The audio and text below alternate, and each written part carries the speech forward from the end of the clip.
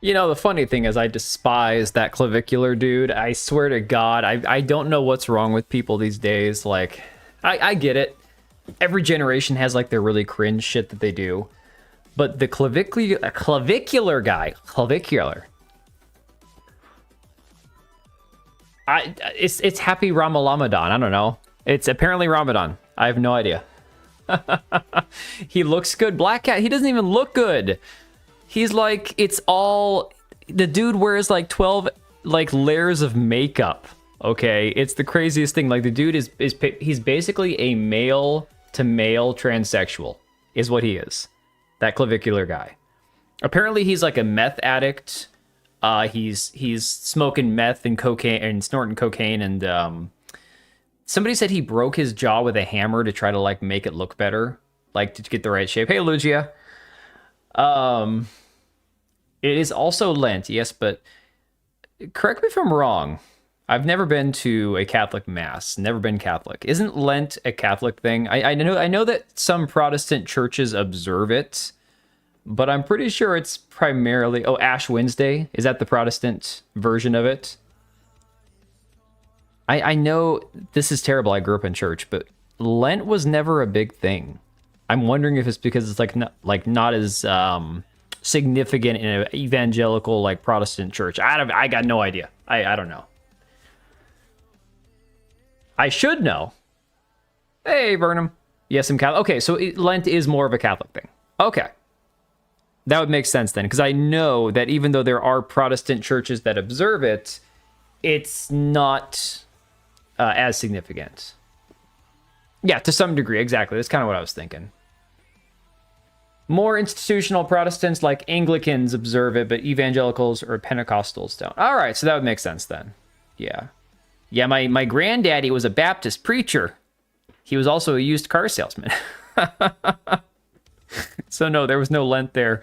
There was a lot of, you want to get into heaven, you got to be miserable on earth. That was a lot of that Baptist upbringing. But no shade to Baptists. My buddy in Texas, I'm pretty sure he's a Baptist. But no, my granddad, his generation of Baptist preachers was like crazy. Like, if you're not suffering and miserable, you're doing something wrong.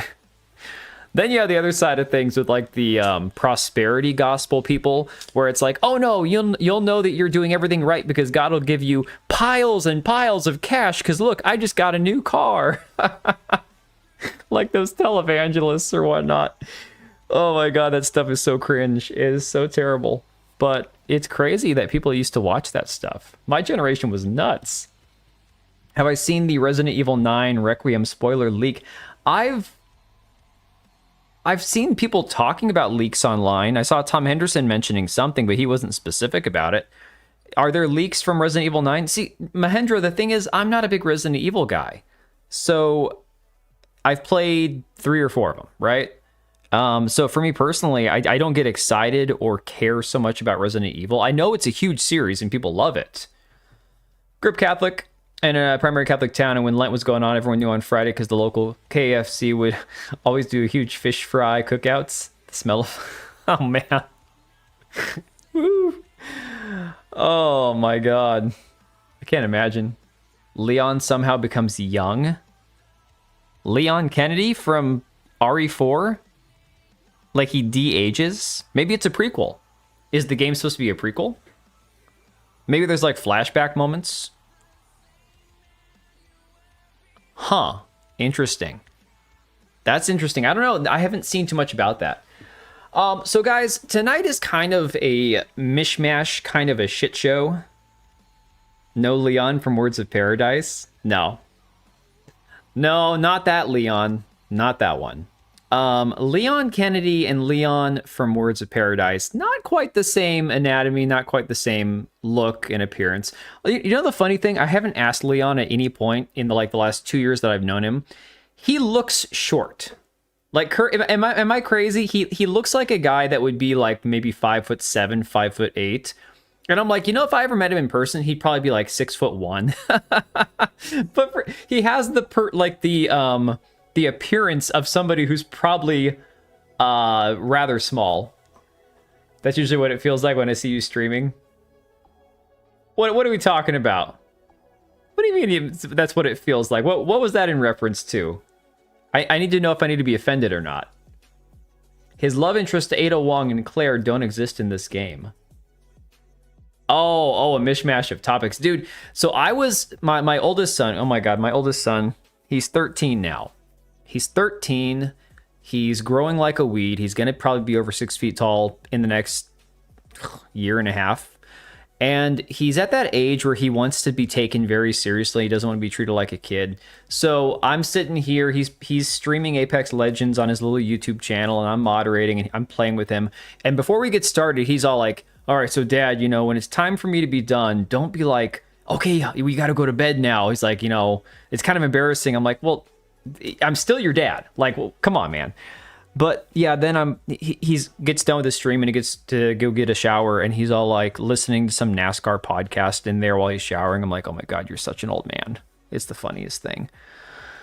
Somehow Hunk is back in this game. I don't even know who that is. I feel like dudes have long, greasy looking hair tend to be on the shorter side, so maybe that leads to the perception. Oh yeah, Serrano, I can hear him. He's so freaking loud. He can't talk without yelling. And his hearing's fine. I don't know what the deal is with that. Maybe it's an age thing. But no, he takes sports very, very seriously. But he's at that weird age where everything has to be like, you need to not embarrass me in front of people. It's like, dude, you also got to learn not to be embarrassed. Like, hell, I'm at that age now where I don't get embarrassed by anything. It just never happens. The teen tween thing, it's got to be. My daughter hasn't hit that point yet. So I've got my oldest son. He just turned 13. My twins, my boy-girl twins, they're turning 11 this spring. And the twin brother, my younger son, he very much a 10-year-old. Very, I'm not going to say immature because he's smart, but he's very young, right? Very innocent. Then his twin sister is just like, she's just so devious. Very smart, highly intelligent, highly perceptive, picks up on things way too fast. But yeah, very different personality, much more like a teenager already. But I can't get anybody, I can't embarrass my daughter. It just doesn't tend to happen too much. Took my advice to buy a TV from Costco. Dude, I'm telling you, I'm so telling you, I'm glad you did, because you can get a 4K smart TV from Costco. So it's not going to be the QOLED 8K top of the line, but even those you can get for like $2,000 at Costco for like a 75-inch TV. If you just need like a 65-inch TV and you want a smart TV that's an LED, 4K, go to Costco. Like Samsung or LG for like $400. It's the craziest thing. Like I've got a 50, I think mine's a 58-inch in my living room. And now my living room actually has a big open wall, unlike my last place. So I'm like, all right, at some point I have to buy like a 65-inch, because if I'm not going to get something, I'm not going to just go to like a 60-inch. Obviously, it's no reason to upgrade for that much of a small difference. So in my days, it was CRT TV. I don't even know what that is. Didn't get embarrassed even when that slip up happened with the Wraith Google. Dude, honestly, there are very few things now at this point that would really, it would have to take something really horrible to truly embarrass me. And even then, I'm at that age where it's like, okay, so if I'm out in public and my pants fell down, I'd be like, okay, well, it's like, oops. It's not that I'm senile. Like, I still feel young. I just no longer care. Shit happens. And if it happens, it happens. You move on, you can live through a lot, I think that's kind of the big takeaway, is you can live through a lot of shit, so it's whatever. Cathode ray TV, you can say tube TV. Huh. Oh. Yeah, okay, I got you. Tubes. Yeah, oh my God, yeah, my parents had an old tube TV that they had from their wedding. That was my first TV as a kid. Thing ended up with black and white because the color went out. And it honestly, it had a big knob on the front. There was no remote to change the channels. You had to get up and actually turn the knob to change the channels. It was crazy. All right. So, like I said, I do have some stuff. I do want to I'm going to be kind of a freeloader, man. Have to hide my black girlfriend, Lashane. Dude, okay. The crazy thing? I have never had a type. I've always had a thing for like Asian girls. Most guys do. It's just a reality. But I always said, I could have ended up with anybody of any ethnicity because I don't have a type, right? Like, there are some black women that I've met in my life that were stunning, that were beautiful, gorgeous, right? Then you get a little bit older and you realize, yeah, a lot of them are crazy though. Kind of like those Mexican chicks. You got to be very careful. I had a long distance 2-month relationship with a Korean chick when I turned like 20. And that fizzled out fast because that girl was nuts. Like, holy crap, she was insane. But then, you know, a couple years later, I ended up marrying a normal white girl. So, Latinx for the win. Dude, yeah, but come on. Them Latina chicks, they're crazy, man. They're nuts. But no, I don't have any interracial mistress going on. No, I'm too boring for that. Pretty sure I still have an old CRT monitor that's for a C64 somewhere in the house. Holy crap, dude. I used to have my old original monitor kicking around somewhere. Not anymore. I've moved too many times, stored too much stuff, had to get rid of too much stuff because storing stuff is insane, you know? You got to measure the crazy you date. Dude, one of those things that I have to teach my sons before, you know, it gets to be where it's too late to tell them, but doing it in a nice, non-disgusting way is that whole don't stick your dick in crazy kind of thing. But it's like, there's got to be a better way to tell kids that when they're like teenagers before they're really dating and getting super serious. Like, you gotta weigh it out. You gotta be like, is this worth the potential cost? Because every woman is kind of insane. You just got to know how much you can tolerate, you know? Storage industries. Dude, I'm just straight up talking like storing stuff in my garage or like a storage shed. I don't think, other than like paying to rent a garage on like like for example, when I had an apartment, we paid to use a garage unit there, right? I have never paid for a storage unit off site. My parents did my entire childhood. We actually at one point had so much crap, excess crap, because there were 6 of us and we lived in like a 2-bedroom apartment. So there was like, you know, no way to store all of it, that we ended up with 2 storage units. It was absolutely insane. Women have a down shit test are proven. Just don't take the same conclusions they do. Friend hooked me up with one of his coworkers. A gal fresh out of high school. Was fun for a bit, but she still had high school brain and thought we should have a... Yeah, equilibrium. What happened is my type has to be within 5 years of my age. Probably a good idea. True take, because I'm Mexican. And it's not everybody, dude. That's not everyone. I like what Black Cat said. My type's not annoying. It's because I was playing games with my son until like he got off of his stream at like 9 p.m. and it's like I got like 15 minutes to be ready to go on this thing. So I'm like, I've got some videos I wanted to watch. Kata did one on that Captain Durag show, which is I'm bound to be hilarious, I know, because Kata's awesome. And then we got the PlayStation coping going on between this God of War Sons of Sparta game, which apparently is like a lightning rod online. I don't know because I don't play PlayStation games. And then, of course, some other stuff like more marathon footage. Guys, I swear to God, I don't even care if Marathon is like a bad game. It could be a good game, right? I'm gonna check out the server slam when it's available and see for myself what Marathon's really all about, right? Because I didn't get to play the playtest previously.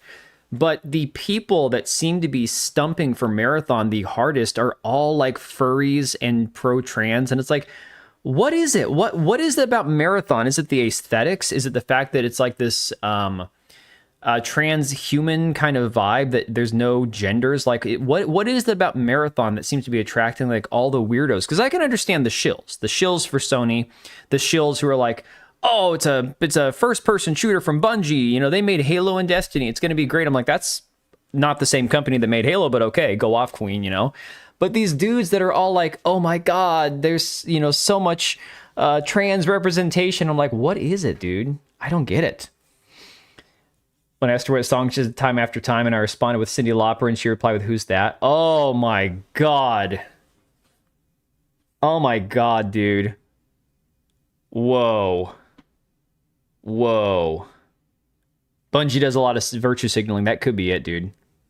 Yeah, that's why I think it looks off-putting, dude. It's weird, so the weirdos are attracted to it. It's gay-coded. Kind of, yeah. Combo of the Bungie fan base of Destiny that attracts no-lifers and also counter-signaling people they don't like online. But here's the thing, guys. I've said before, I've probably been the most willing on this side of like the woke versus anti-woke stuff to be like, look, Marathon might be pretty successful. I'm not saying that as somebody who wants it to succeed or it plans on like buying the game. I'm saying it based off of what I've seen online in comparison to games like Highguard. There is legitimate interest in Marathon that didn't exist for Highguard and probably wasn't as significant for Concord. Does that mean that Marathon's going to do record numbers and beat Arc Raiders? Not a chance in hell. Okay, it's just not going to do that. But I'm just noticing that like, the people that are doing the most, like carrying the most water for this game are all a bunch of freaking weirdos, dude. I can ask you about the God of War games except 3 and onward. Well, this is about the Ghost of Sparta game, the new one, the side-scrolling one that just came out. Because LeChuds don't like it. Yeah, it's so funny. It's like, look, I get it. We've all done it. We've all gone from one side or the other and been like, well, you know, this is going to be trash, right? Because X, Y, or Z. But genuinely, Marathon could be a well-made game depending on how it plays and how much there is actually to do in the game that separates itself from other extraction shooters or whatever. From what I've seen, I don't think it looks good. But that's just my personal opinion. Well, it remains to be seen, you know? If it does succeed, it'll be because of the chuds that like shooters, though. It's not a Troon shooter. You gotta be... you got to be careful with combining those two words these days, because it seems like in real life it's happening more and more and more. It's crazy. Yeah, so we're going to touch on that before we watch the video on Sons of Sparta, because that whole censorship aspect of the God of War Greek trilogy is going to be something to observe, man. Mute Math. Did they cover it? I think there was a punk band back in the 2000s that might have covered Time After Time. I don't think it was Yellow Card or Newfound Glory. I can't remember who it was. It's not going to be successful. It doesn't have the audience that's sweaty for games like that. They'll play it for a while, get butthurt, and either destroy. Dude, the thing I'm seeing is a lot of people who are disenfranchised Destiny 2 fans who are pissed off at Marathon because Destiny 2 has been in such a bad state for for a while now, and they're pissed off that Marathon is now getting all the attention. It's kind of like Marathon's the new baby and Destiny 2 is the older older sibling or whatever. Normies don't know how to play games on an emulator. That is a thing, man. Yeah, Time After Time has been covered a lot. So let's jump into a couple fun things that I found. I have not actually watched either of these yet. I'm finding that actually a lot of this stuff I saved for streams, I actually haven't watched myself yet, which kind of makes it fun because then I get to watch it with you guys. And that Kotaku article, I've got the article brought up. Yes, Serrano, I actually haven't watched this one yet. So apparently this is Ocarina of Time, one of my favorite old games, one of the best Legend of Zelda games ever made. If it was made for a modern audience. Let me get the volume turned up here. So let me see. I have not watched this yet. I have no idea. It's probably got millennial writing in it, I guarantee it. You doing okay, Link? This place gives me the creeps. Link, the 4 ghosts have taken the 4 flames of Glomban. You must find them. Call me if you need me. Link, there's a gold skeleton. I can sense a skeleton nearby. Make That's sure not to collect heresy. that gold skeleton. The more gold skeletons you collect, the more Skeleton. gold skeletons you'll have. Ah, this gold skeleton will help. Nice. Link, you've acquired 15 gold skeletons. Acquire 10 more and you'll unlock... Watch out, Link! There's an enemy! Remember, any enemies that you fight, you can see their... I've got a bad feeling about this. Link, be careful! There are enemies! You're just like us, Link, a killer. Just like us. Oh my god. That's one down. If you're watching Stranger Things, that's even worse. Enemies that you fight, you can see their information on the start screen! Link, use your pet. And that's the second one down. Great job, Link. You've unlocked a new chest to use. Call me if you need me. Nice. Small key. Nice. Link, you got a small key. Nice work. Watch out, an enemy! Remember, any enemies that you fight, you can see their information on the start screen! What the skeleton warrior said to me. It's troubling. Damn, they're just like me. War is bad. Ends off with war is bad. Okay. Yeah, I wasn't feeling it until that last about 5 seconds. That's pretty funny. Oh my god, okay. They're just like me. Makes me think of freaking Stranger Things, man. Oh my god. My kids were laughing about that earlier. They're like, freaking Vecna at the end of it, Will's telling him, that's what happened, you're just like me. And he's like, no, I'm not gay. I'd play that in, game on mute, yeah. But they say it shouldn't be changed because they have already infiltrated the dev teams and now the women will look like swamp beasts. Probably. Oh. Tarrant was just a random last name I pair with it, so it didn't do name plus a bunch of numbers. Oh, you're talking about your name on here? Yeah. All right. So this one, I think we can get away with watching on YouTube. I know the gist of it. It's like, I was gonna save it for after watching the Captain Durag video, but we'll just watch it now. But it'll get you in the mood for some good old-fashioned racism. Here we go. Give me your money, bitch. Oh, calm down, bro. You calm down. Just hurry up. Are you a black guy?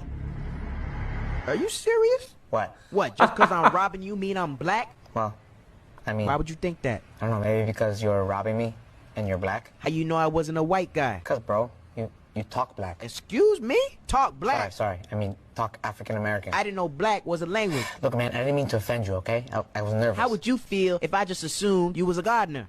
I am a gardener. How would you feel if I assumed you was in a mariachi band? I'd be fine with it. I love mariachi. How would you feel if I assumed you was illegal? Oh, okay. Calm down. That's too far. Who you been talking to? Doesn't feel too good, does it? Okay, how would you feel if I assumed you need to pay child support? How would you feel if I assumed all you did was get drunk and watch soccer? How would you feel if I assumed you only eat chicken and watermelon? How would you feel if I assumed you only eat tacos and fajitas? Well, how would you... Damn, I could really go for a taco right now, actually. Actually, I could do the same. There's actually an amazing taco truck down the street. Oh, really? I gotta check that out. You probably won't like it, though, because they don't have grape soda.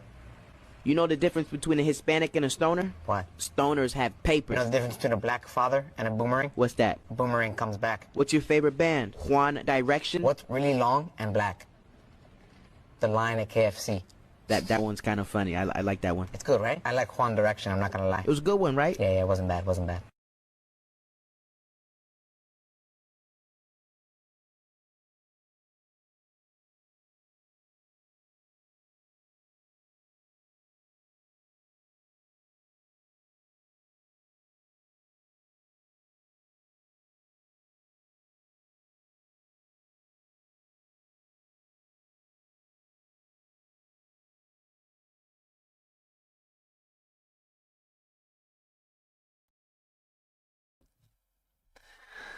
Oh my god.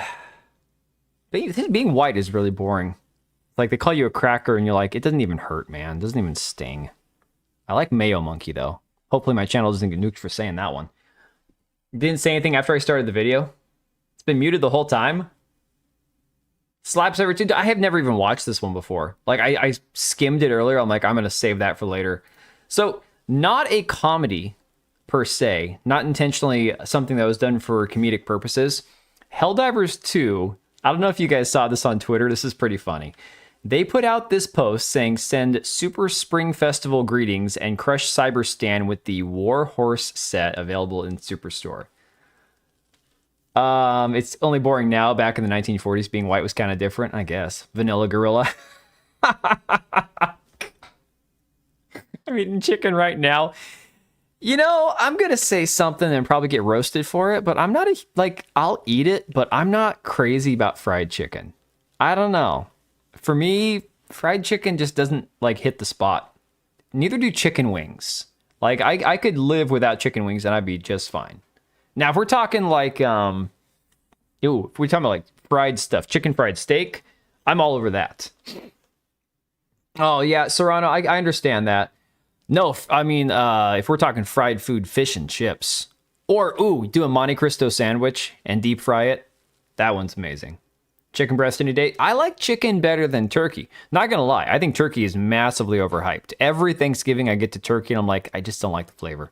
And I've had some. It's not how it's prepared. I've had incredible turkey. My first year making Thanksgiving turkey years ago, I made a bomb ass turkey, but it still tasted like turkey, even with all the seasoning and the butter and all that kind of stuff.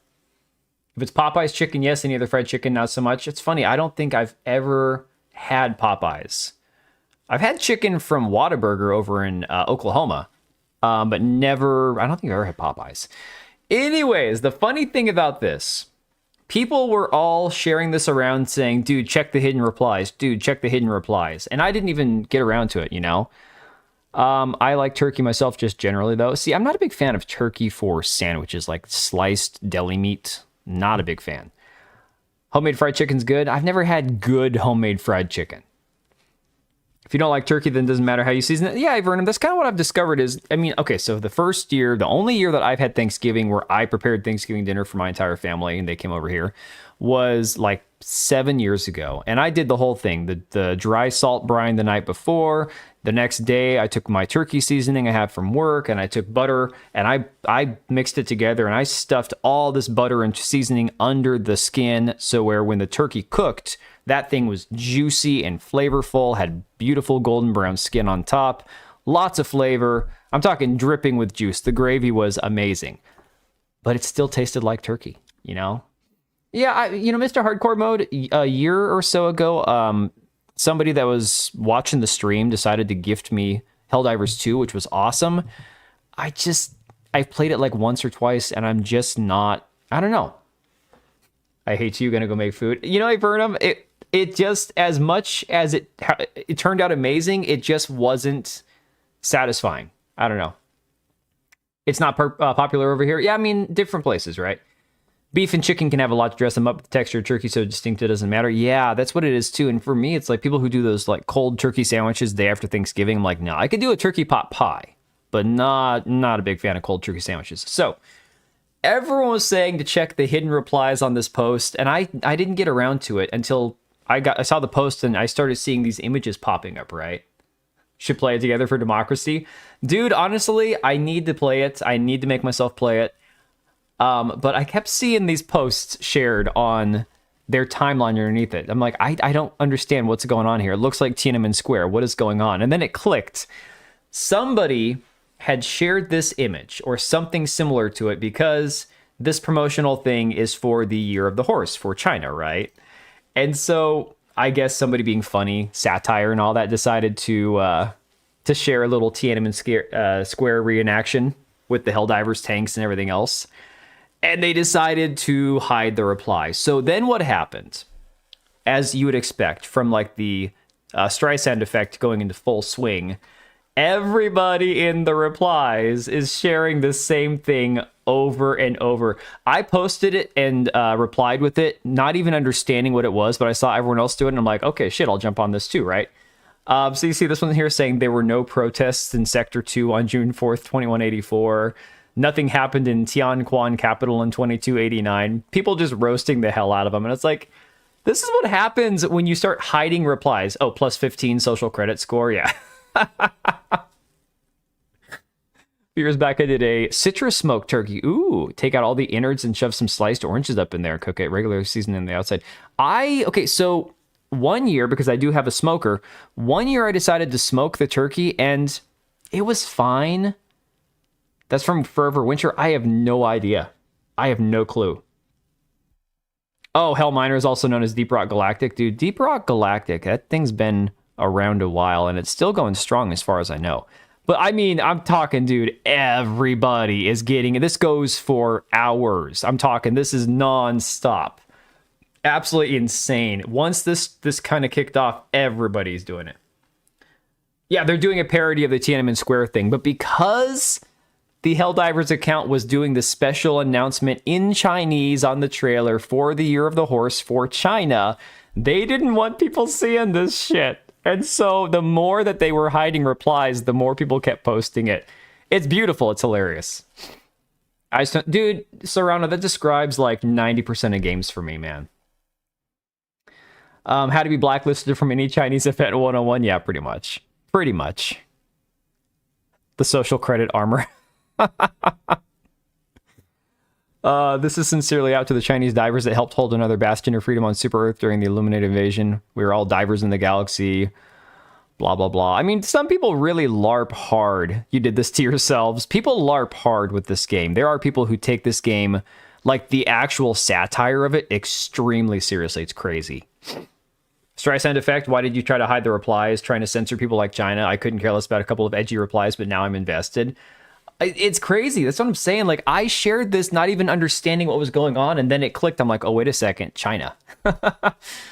They also add the Lunar New Year event, but at least they didn't do it in Chinese. I think this shit's funny. Anytime this kind of stuff happens, it's great. Now, we're going to talk about Helldivers, not Helldivers, High Guard and cosmetics and marathon and all this kind of stuff.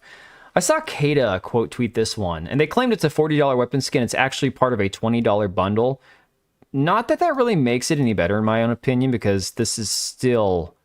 Like, guys, what the hell is going on? This is a Call of Duty weapon skin that's part of a bundle, okay? Like, I get it. Some people don't care that Call of Duty games are Fortnite, essentially, reskinned. But holy shit, this is awful. Yeah, they're trying to out-insane Fortnite, exactly.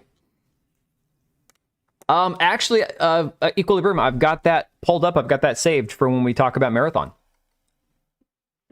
It's the 40K or Star Troopers of this generation. Yeah, pretty much. Presents.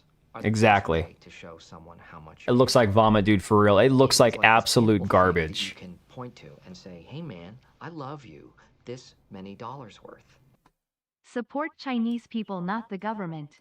Oh, dude, that honestly, that's pretty much 99% of nations around the world. There are some places. Let me step back. Let's say 75% of nations around the world. There are places that when they replace the government, somebody who's just as bad, if not worse, steps in and takes over, and it's awful. Yeah, it does suck for certain areas that if they weren't so heavily surveilled and controlled by either propaganda or military or police or whatever, that they'd have a better chance at kind of fixing things, you know. But it is what it is in some areas until things eventually collapse. But thanks for the 2, Luigi. Appreciate it. Yeah, I do find it funny. It is hard to distinguish a lot of times between a government and their people. And that's what happens in wartime, right? It's like, well, America's fighting China. And it's like, no, the governments are fighting. We just get caught in the crossfire. And 1 million of our guys go over to fight 5 million of theirs, whether they want to or not, you know? General rule, blame the government. Always and forever blame the government, first and foremost. There was another COD weapon skin that had fire effects obstructing the middle of the screen. I saw that, Avernum. That was a few months ago, I want to say. Like, that was a while ago. Can buy Arc Raiders for the price of a COD skin, yes. Now, to be fair, you can also buy cosmetics in Arc Raiders, too, that are reasonably priced, but still cosmetics, microtransactions, not a fan of them. But Arc Raiders also gives you plenty of opportunities by just playing the game to be able to redeem whichever skins you want. You're never going to own all of them just by playing the game, but you get lots of currency in the game just by playing it, doing like the decks and the seasonal things they do to get whatever skin. And there's not even that many good skins in Arc Raiders, okay? There's not much FOMO to be had because a lot of the skins are rubbish. A lot of them are hideous. But contrast this, okay? This hideous thing right here, all right? Whatever the hell this is trying to be, with a game that just turned 10 years old. Rooster, Arc Raiders fan page, says, turns 10 this year, still Mogs, modern release. This guy's got to be a Zoomer, or he's saying this ironically. I say Mogs, but it's only because I'm almost 40 and it's cringe. Runs on a toaster. Battlefield 1 hasn't aged today. The magic in Arc Raiders is not a coincidence. It's the same talent, the former DICE team, that built this masterpiece. Crazy how they nailed the optimization on both. I get 80 frames per second on Ultra with the GTX 1060 back in the day. And again, I never played Battlefield 1. The first Battlefield game I played, I believe, was Battlefield 4. But watching clips like this kind of makes me want to go back, dude. Kind of what makes me want to go and buy a couple of these older Battlefield games and check them out. I mean, I'm a sucker for old school, like World War I and II warfare anyways. So for me, this is right up my alley. Like, World War II is where a lot of military games peaked, in my opinion. Yeah, you got the modern combat ones, and some of them are kind of cool. Battlefield has some of the cooler weapons and all that. I dig the hell out of, like, old school warfare and combat and all that. I don't know. For me, it's just somewhere, it's just not rivaled, you know? For me, it was Hardline. Which one was Hardline?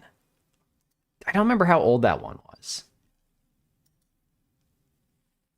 Oh, here we go. More of the High Guard news. So we have an update, by the way, guys. There is an update. In fact, let me go verify for myself real quick. Let me take a look.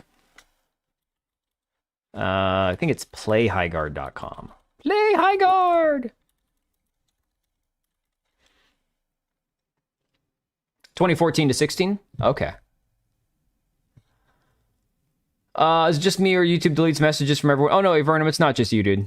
It's not just you. My chat. I've told you guys before. I get complaints once in a while from people who watch the stream after it's no longer live, and then they'll be like, "Oh, this is so confusing. I can't see the chat replay." And it's like, guys, the chat replay for me on my end is turned on.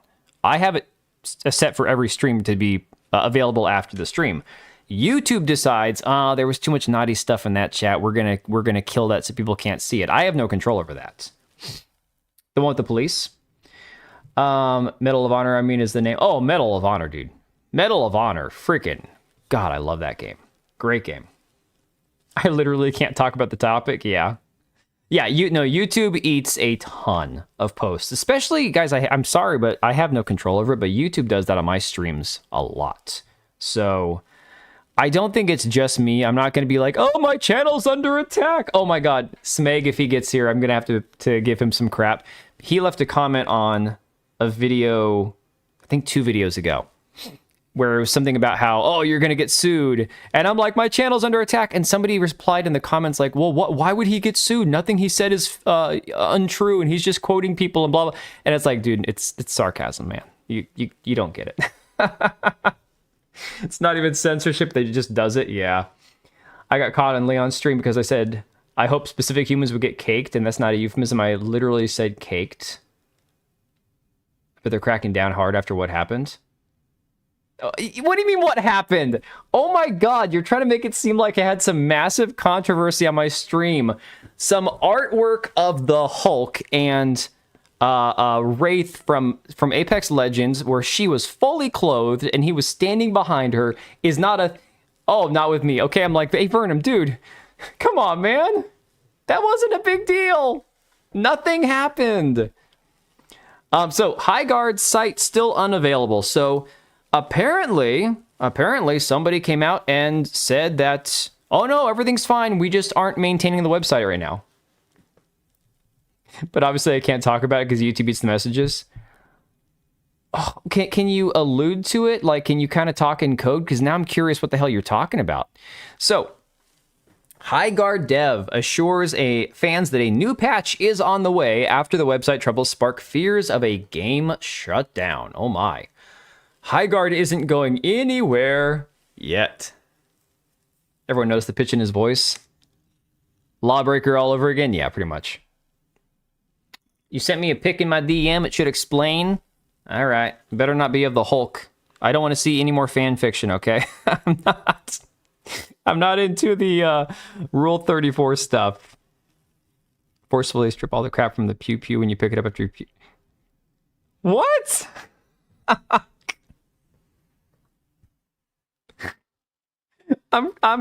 You're gonna have to reiterate that because I'm trying to.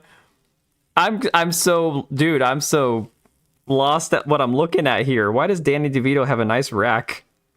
Oh my God. Okay, I gotta stop looking at Danny DeVito's cleavage. That's terrifying. It's funny that they got away with saying effing because that gets me flagged all the time. I don't know. I've said like fucking and stuff on people's chat and it never gets like censored or whatever. I don't know. Sometimes I think it's me. Sometimes I think it's just my channel. Sometimes I think it's just YouTube. I have no idea. Anyway, it says High Guard developer Wildlight Entertainment has confirmed a new patch is in the works after issues related to its official website spark fears a full shutdown was imminent. Well, it's going to happen. It's gonna happen, right? Games industry just refuses to learn from failure. Hey, dude, for real. Yeah. You see, Serrano, that's got to be what it is. You're one of those people that's making my chat not be visible after the stream. And honestly, I don't care. Say whatever you want to say. That's not something... I get it's irritating for some people, but I'm not going to be like, oh no, guys, you can't talk about certain things because my chat replay has to be available. I've thought about for half the time that I've been streaming just making all of my live streams members only afterwards, just for the hell of like my own sanity. Because like that one that I did talking about the voice actress for Overwatch, a bunch of retards came and were flooding the comments after the stream was over, didn't even watch the part of the stream where I talked about the voice actress. They were all like, you're just a liar and a grifter and blah, blah, blah, blah. It's like, dude, shut the hell up. But literally it was the only time I've had a live stream get ratioed. I think it's like more dislikes than likes. It's crazy. I've gotten hit often and censored for basically nothing. Yeah, dude, honestly, what happens sometimes is your channel, your YouTube account will get marked as kind of like a bad actor. And I think whatever happens, you get like extra special attention paid to you by like either it's a bot, an AI moderator, or something. Those are bots. Maybe. Or they're people that have no better thing to do in their life, which is basically you might as well be a bot. You're basically a human NPC anyways. All right. Says the already troubled multiplayer shooter's first month in players' hands took a turn for the worse. We already know that. With all that remained of PlayHighGuard.com being a site unavailable message and social media links, many believed the full experience, which launched for PC, PlayStation, and Xbox just weeks ago, would soon be taken offline for good. It will. It will.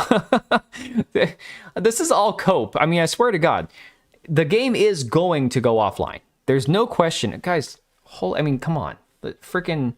The Steam charts alone. Oh, the Steam charts. Yeah, the Steam charts. Oh my God, guys. The guy on the stream on Monday that was trying to say that Arc Raiders had basically fallen off because it had lost half its players. I'm like, dude, that's not the way this works. That's a peak of 480,000 for a successful game won't hit that peak again unless there's a massive update. That's how this works. Just because it hasn't peaked again at 480,000 doesn't mean it's lost half its players. You have to read between the lines on some of this stuff. Losing half your players is nothing. Well, and people take breaks. You have to accept the fact that there are going to be various factors that play into that. A game maintaining more than 50% of its player base likely hasn't lost half its players. They're just not playing as often because they still have other games to play. Yeah, it's common in every live service game, but Arc Raiders has done something that no other game has managed to accomplish, and for 5 months it's maintained a 250,000 24-hour concurrent peak. Absolutely insane, dude. People left to play Destiny 2 Skittles Edition. Yeah, pretty much. Yeah, they fired the community manager. Exactly. No, not just sub 2,000 players. Serrano, they're sub 1,000. Yeah, it's called Stabilize, Not Falling Off. I know, and I didn't want to give him too much attention. I'm like, I'm not going to ignore you. I'm not going to ban you from the chat because I disagree with you.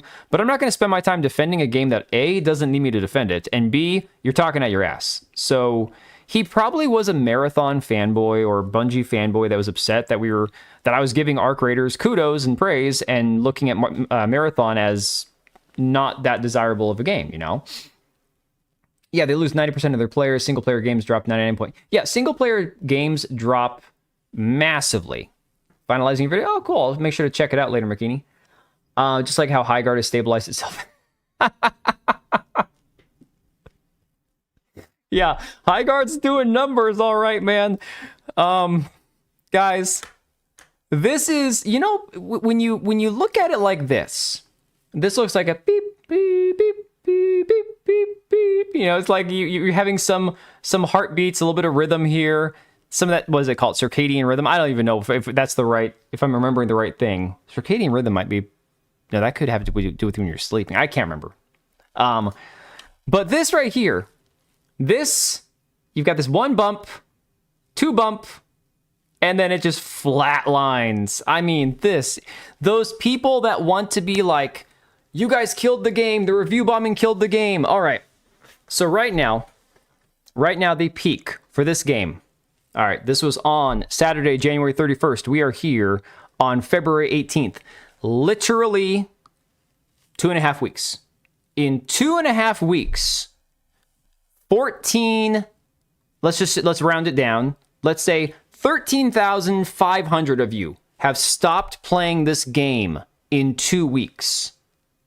Don't tell me it's review bombing. Do not tell me that. That sleep cycle? Okay, that's what it was, yeah.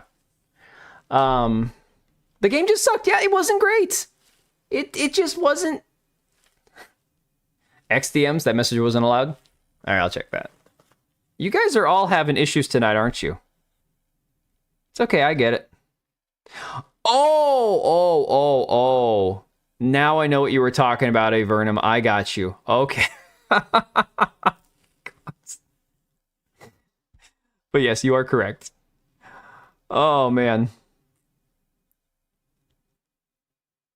So, DB Wild, all I see is a message that says bad photo. I don't see an actual photo, though. So maybe it just hasn't come through on my end yet. Duality of Shields, you guys killed the game and we got the chuds top. Yeah, dude, it's... And here's the thing. Let's compare this. I know that High Guard's not an extraction shooter. It's free to play. Arc Raiders is $40. But let's compare two games that perceivably Arc Raiders had more wokeness than this game here. There was no body types that you could select in this game. There were semi-attractive characters and some ugly characters too, but they were ugly because they were generic. There was no, pronouns, none of that crap. Arc Raiders has ugly characters. The trailer featured a black woman. You have body type 1 and 2. So theoretically speaking, when it comes down to it, the chuds, as they like to call us, should never have played Arc Raiders. We should have been like, oh, this game's woke. I'm not touching it. Oh, ooh, High Guard. He's got a attractive character in it. I'm going to play this game. Yay. But it's like, no, guys, it's not just about a few small nitpicky details. This is just not a good game. It's just not enjoyable. Okay, no worries, Serrano. It's crazy to me. And the thing about Arc Raiders, it didn't need shilling. The game came out, people were genuinely excited. You could feel the energy around that game, and it's at like, what, 11 million copies sold? Arc is more woke over High Guard? I mean, it is, technically. It just doesn't matter. If X doesn't... Dude, X doesn't want to do nothing proper. The Twitter shitter is just never working properly. Oh, you're sending me a screenshot. Okay, your actual message on here. I've been marked by the AI chat or the chat AI on numerous occasions, even as a mod for a couple channels other than just yours. The majority of my posts will be eaten by the YouTube beast for the littlest of things. Dude, it's crazy. I'm telling you, man, YouTube is on some weird shit lately. Never seen a live service game that marketed itself as a live service game and was fun. Here's the thing, too. I hate to put the blame on just being a live service title, because there are plenty of games that are quote-unquote live service, but you don't think of... I think that's what it is. It's the marketing for it. You don't think about them as live service. You think about them as a fun, competitive PvP shooter or extraction, shooter or whatever. You don't think about it as, I'm going to now go play this free-to-play live service game with microtransactions and a battle pass, and I have to worry about blah, blah, blah. If you're playing a game, you want it to be a great game. How you play it is secondary to the experience itself. I called the studio itself woke, not the game. The game is the result of woke office culture. Yes, that, Vernum, that is exactly it. That is exactly it. High Guard itself is not a quote-unquote woke game. Is it YouTube or chat that lags? He's right, chat always lags for me. What are we talking about, Equilibrium? Who said that YouTube chat lagged? I must have missed that one. Now it is I who is the one is late and gay. It's okay, QC jerks. No worries, man. We haven't gotten that far into the stream. Yeah, and YouTube blocked that message from going through. Well, yeah, you're ratting out their AI chatbot, man. Of course they're gonna block that one. It's basically the same with Concord in a way, while the character is not... Oh, no, but see, I would say the difference is Concord, dude, they had the transgender character played by a transgender voice actor. They had the fat guy, girl thing. They had a couple characters. I couldn't tell if they were supposed to be male or female. Oh, that YouTube chat lags for me. Kick and Rumble are fine for some reason. I don't know, man. Let me see. GTA 5 Online also is like, yeah, and people don't think about that, man. GTA game over single player game, a live service. Yeah. Dude, it's crazy. It is funny that there are so many great games that also happen to be live service, but people don't play them because they're live service. They play them in spite of them. The live dot on your stream always stays gray even when I hit it to try and catch up to live. Dude, I don't know. Maybe it's Streamlabs. Maybe it's my internet. I don't know what the hell's going on, man. To be honest, I have no idea. Basically, same with Concord in a way, while the character's not woke. Not all were woke per se. You could tell what type of person designed them. Yeah, that is true. That part of your thought is true, Rachel Brown. Definitely, you could tell the intention behind them, even if they weren't all woke nightmare fuel, When you down the robots in Marathon or what spills out transgender. Oh my god. Oh, god. Oh, that's awful. That's awful. I don't know what's going on either. Are you talking about with the YouTube chat? with the actual stream delay, all those kind of things. Because, dude, honestly, I have no idea.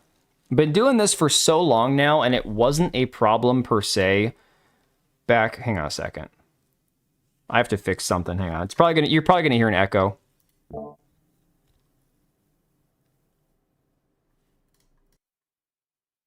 right, I think I fixed that. You're not getting a delay past a few seconds. I've got it set to super low latency, so it should be. Guys should only have like a 5-second delay. It should only be like 5 to 10 seconds, as far as I know. Back in the day, whenever single player used to have a single player and multiplayer game like Metal Gear Solid. For his Metal Gear Solid. Yeah, exactly. Yeah. Oh, design by committee is 100% a problem. That is really a big part of the issue. All right, so let me go back here. Okay, so as concerns that Highguard could soon go the way of Concord boiled, Wildlight finally stepped in via Charlie Intel. What are they? Oh, they're quoting an old article about Concord. Okay. Discord server admin and moderator WL Koronok. Now, let me tell you guys something. I'm in the Highguard Discord server. This guy, WL Koronok, I think is the only actual moderator left in the Discord server. In fact, let me see here. Because the community manager, that Frostfang chick, she is there, but she's not even active in the server anymore, as far as I can tell. So, let me see. Let's go to general chat and look at members. Yeah, WL Koronok is the only moderator left, as far as I can see. Community manager Alex is still in there, but she doesn't chat. She doesn't even interact in the chat. It's crazy. Well, QC jerks, we pretty much confirmed it's a woman. I'm just saying. I'm not going to go back and forth about whether or not it's a man or a woman. At this point now, I think most people agree she's probably a woman. I'm not going to go inspect the under the hood for myself. No, so Equilibrium, I don't know what they were talking about. When I went to their website yesterday or 2 days ago, I went to their website, it said offline, I clicked on the link, and it took me to their official Discord server. So I don't know what people were talking about there. W stands for Wildlight, the company. You don't have to spell it out. Only way live service game to survive gives us single player, multiplayer games like PS3 and X. Dude, we're not going to get games like, at least not live service games like the old days of Xbox 360 and all that. I don't think. Delicious sausage under the awning. Ugh. Replied to one fan's question about the website status earlier today, assuring them and others it would eventually come back online, even if it's currently a low priority issue. Instead, the developer has put most of its focus on updates and content. So guys, the way that I saw this framed yesterday was that they were aware the website was offline and they would bring it back when they had time and it wasn't a big issue, wasn't a big priority for them. But to me, that sounds like, okay, hang on a second. Why did the website go down in the first place? You're telling me you guys didn't plan for the website to go down. You're aware that your website is down, but for you, it's not a big priority. Why is your website being down not a big priority? I get it. Maybe 10% of people who play a game on Steam, on console, whatever, will ever go to the main website for the company, the game that they're actually playing. Fair enough. Maybe that's not that big of a priority. But if you know, you've already let go of your social media manager, if you know that your website is down and you have no social media presence, you already have like less moderators, less developers than you had before, and you're just kind of like, our website's gone. It's not a big priority to us. I mean, yeah, they actually had a website. I don't know what it looked like before, but this is what it looks like now. The whole live service craze comes from the anti-piracy and MTX ideas. AAA ain't going to go back to the good old days, but indies will. Indies will.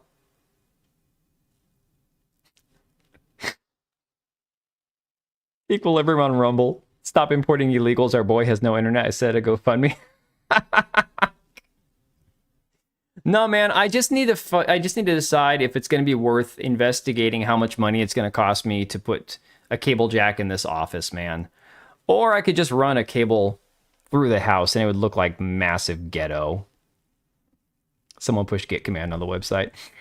It's not a big priority because they're deflecting. Even if it wasn't a big deal, they clearly don't have a webmaster on staff. Dude, it's crazy. Yeah, we're not shutting down. It's fine. Our website doesn't need to be updated because we're going to be shutting down. Exactly. They had a different website on the Game Awards show, apparently. Yeah, so much for being an independent funded studio. Exactly. Some delusional dev at Wildlight. Yeah, pretty much. So that's kind of the update. That's kind of the update there for you guys. No, that's where we are.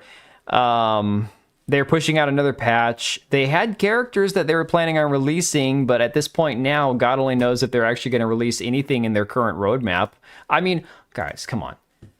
A peak of 1,300 players on Steam in the last 24 hours. It's going to start peaking at less than 1,000. Maybe the Chinese hacked them. That'd be ironic. Return to sender right there. Oh my God. No, Bikini, here's the thing. I wouldn't care had they not tried to say that they were independent, and had they had been like, yeah, we have funding from different sources. Tencent has been very helpful and everything. Because look, I think it was Dread Roberts. So I talked about this on Twitter, right? I pointed out that Tencent and Jeff Keighley have a, let's just say, suspicious relationship in terms of this game and the free promotion it got due to their strategic partnership they have together. And people still had a problem with that in the video that I made. There was this one guy that was like, oh, you lied, you made up stuff. Jeff Keighley didn't say blah, blah, blah. I'm like, I didn't say he said anything. What are you talking about? Return to sender, spell me. Hey, I'm doing something right, dude. So again, I'm amazed that despite the fact that algorithmically my videos don't do as well as they did, let's say, a year ago, I still somehow find the retards on YouTube. It's crazy. It's fascinating. Maybe there's more retards in general. But, you know, this guy wants to be all like, oh, you're making up stuff when this isn't sourced and this isn't that. I'm like, dude, literally, I'm talking about what the journalist is saying, the reports that we've seen, the correlation you can draw from Jeff Keighley pushing a game to the forefront, free trailer, game is funded by Tencent. He's got a strategic partnership with Tencent. Tencent sitting on the advisory board for the Game Awards. This all makes sense. It all connects, right? And people still don't want to see it. But yeah, it's just crazy, dude. Most people have lost the ability for critical thinking. Yeah. Only strong survive, law of nature. Hell yeah, dude. That's the way it goes. So all that being said, Dread Roberts on Twitter, in response to all this stuff, and Dread Roberts, if you guys don't know, YouTuber, he decided after moving with his wife and kids to Korea that he wanted to be a game developer. And so, well, he used to make really good videos going into a lot of the same stuff, investigative journalism, actually going through these studios and their funding and all the crazy DEI stuff and the woke stuff and all the ties to all these different companies that were pushing all this propaganda. Well, he decided to give it all up, and because he's going to be a game developer, he doesn't want to cover this stuff anymore. And I'm like, so you're saying because you're going to develop games, you don't want to be critical of game development? That seems a little, I don't know, hypocritical. It's weird. It's strange, right? Yeah, he did great coverage, dude. And I'm not saying he's a bad guy. I'm saying it feels like Sungrand Studios all over again, where Sungrand criticized Concord. His channel blew up massively. And then he did that weird, crazy arc that he did, that weird villain arc where he chased off about 10,000 people and told them, I don't want you here if you're here for negativity. It's like, dude, you got big on negativity. It was crazy. So it's like now that he's doing, Sungrand is doing the I'm going to be a Nintendo shill. Now he's like, well, I can't criticize game development anymore because I'm trying to get my stuff on Nintendo's platform. It just seems disingenuous. I hate it. Anyways, Dread Roberts left the comments. You know, he shared screenshots of like Black Myth Wukong getting 5% of their funding from Tencent. I'm like, cool. That's great. What does that have to do with anything? I never said that Game Science was bad because they took money from Tencent. They're a Chinese studio. Of course they got Tencent money. I got no problem with that, dude. That's literally the thing. You can like the CCP, you can hate the CCP. I don't like the CCP, but all of us buy products and consume products that are made from China, supported by the CCP. And it is what it is. Unless you're going to boycott all of China, it's damn near impossible to be like, oh no, we're not going to support China, except here, except there, except here, except there. You know, every one of our cell phones, we wouldn't have if they weren't made in China, if parts of them didn't come from China, you know? Taking Tencent money isn't honestly an issue for me. They're not worse than... I mean, they're all bad, dude. They all suck. That guy had one game for the Nintendo DS. Mahendra, his stuff was... I mean, look, some of his games might have been nice 2D games. Like, I didn't play any of them. I planned on playing them at some point.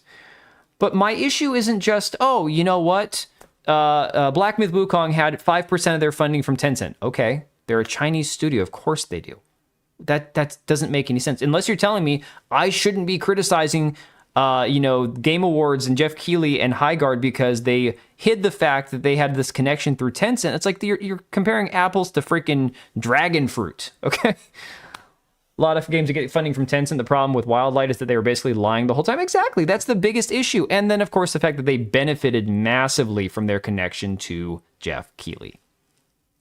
It's not about being sponsored by China. It's about being a sneaky fucker about it, pretending otherwise, pretty much. Yeah. So, I don't know. I'm telling you, like, I'm getting shots from both sides these days. It's the weirdest thing. I'm like, I don't know what people are on at some point. You just can't figure people out.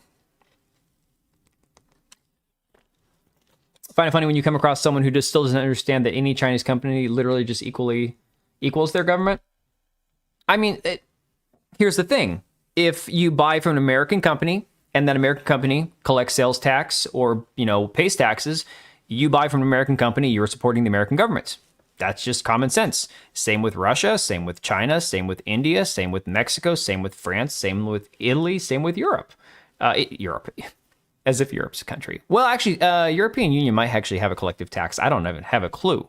I think that they have a tax to support the EU, if I'm not mistaken. At this point, I believe that first 97,000 peak, it could have been CCP agents ordered to launch the game for a while. I mean, dude, I was like, hey, Highguard's probably going to hit 200,000 because it's free. And it's a meme, so why not? Yeah, just do it. Stop lying about it, right? And I get that there are people who are like, look, I don't want to support games from Tencent. I get that 100%. I understand. I know Lugia in the chat has made a comment about that before. And if you can pick and choose and you don't want to support the CCP, again, I think that's great. I just don't have a particular issue with it because unfortunately for me, I'm sitting in front of 2 computer monitors, a computer full of computer parts, speakers, a cell phone, hell, even my chair, that all probably were made with parts in China.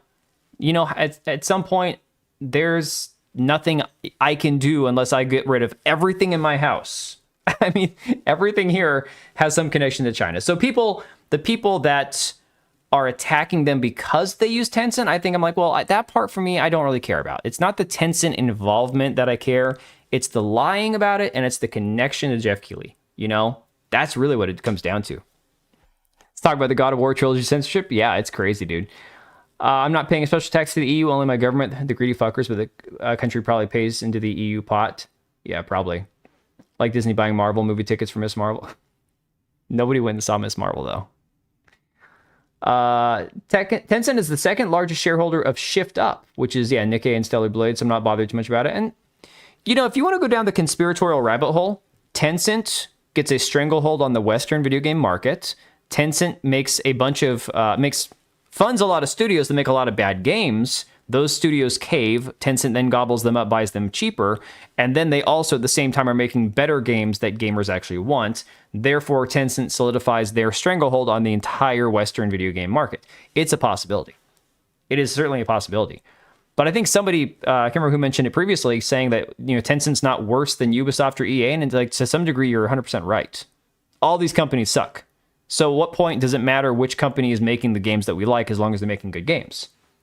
Yeah, and Tencent owns 40% of Epic. Exactly. All right. So this was an article from Kotaku, which is shocking. I'm sure that there's a caveat in here. I'm sure that there's something in here that justifies having this controversial opinion for Kotaku.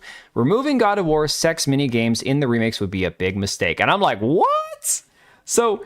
I need this clip. Where the hell is this clip at? Where is this at? Hold up. Wait a minute. Something ain't right.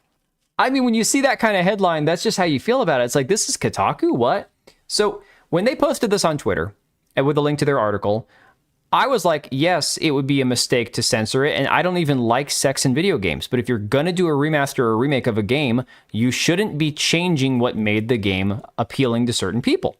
If you don't like sex in the game, skip that mini game or don't play the game.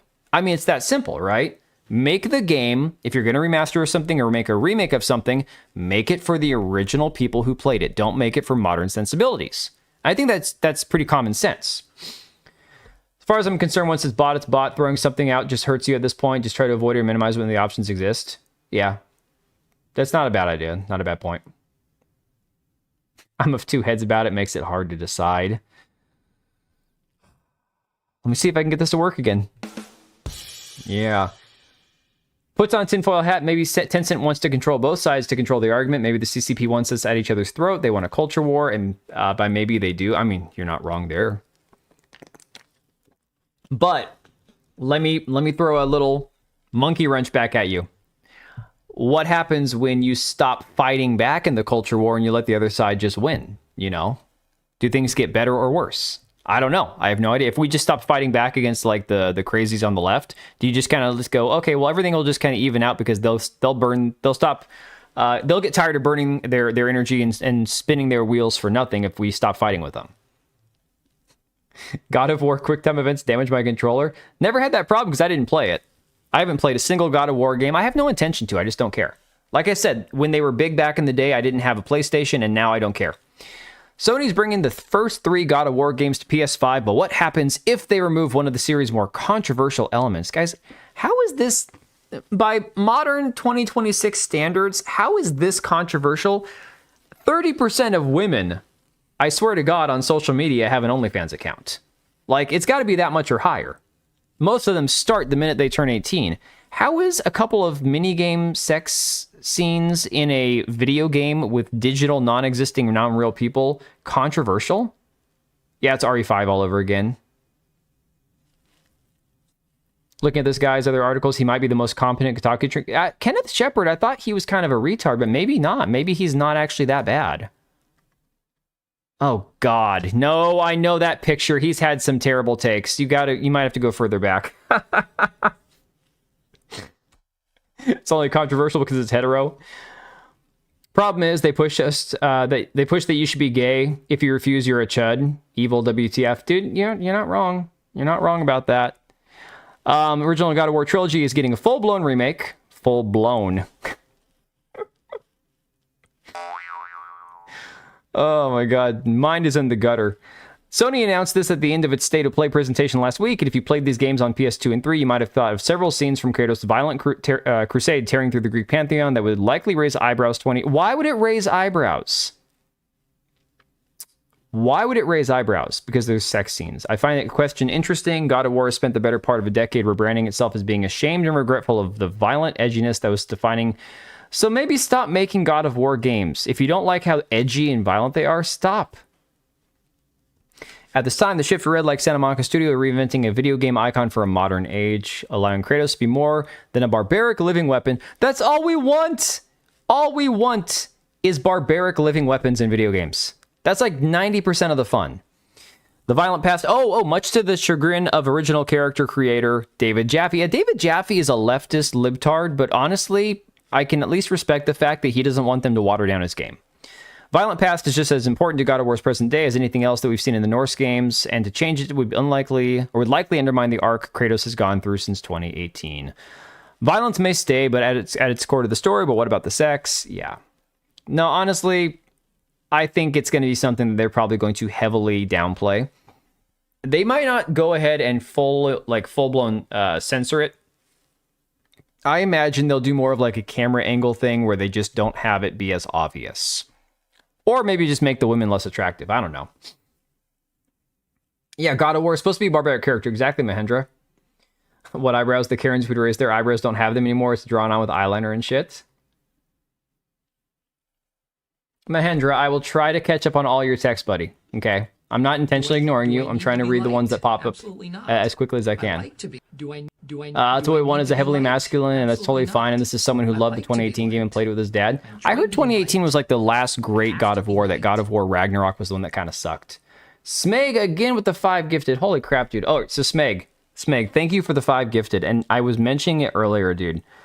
The guy that replied to your comment when I said that my channel's under attack, I don't know if you saw his reply, but he was all like concerned that you were honestly saying I was going to get sued. I'm like, oh my God, guys, subtlety is no longer a thing, apparently. I'm lying. I'm ignoring all of you. You know what, man? Just for that. No, I'm not gonna time you out. It's okay. Or like in the Gothic 1 remake, they're going to change the female designs into grannies. Oh, dude, more like the new Fable game. It's awful, man. Seems like they're going to censor Sister of Fate boss in God of War 2. I don't know the Sister of Fate. Let me guess. The Sister of Fate is probably some like Medusa-like character that has her boobs exposed, right? That's probably what it is, I would imagine. God of War has many Opie scenes. I'm glad I don't remember what that reference is. I've heard it before. Being only a retard still puts him above the rest there. No, man, David Jaffe's more than a retard. I mean, he was, if you guys remember, he did a live stream where he was with Alyssa Mercante on the stream, telling her that he would totally like butt bang her and stuff. And it's like, Jeff, stop, please. I'm going to vomit, dude. You got to stop. But Smeg, thank you again for the 5 gifted, dude. Hope you're well. Good exposed. Yeah, kind of figured. Exactly. Seemed like he was your white knight. It was okay. Tough. We sorted it out. That's good to hear, dude. Should give you the mod badge and I'll take the burden for you. It's my only joy in life. Oh, I'll have to remember that. Yeah, media literacy is when you take what you read at face value, except when you should do that, but instead hallucinate some hidden meaning. What's with Jeff's... No, dude, no, Jeff, not Jeff Keighley, David Jaffe, not Jeff Keighley. Jeff Keighley, honestly, is probably like a closet libertarian or some shit. But nobody will ever know. No, David Jaffe's a freaking retard.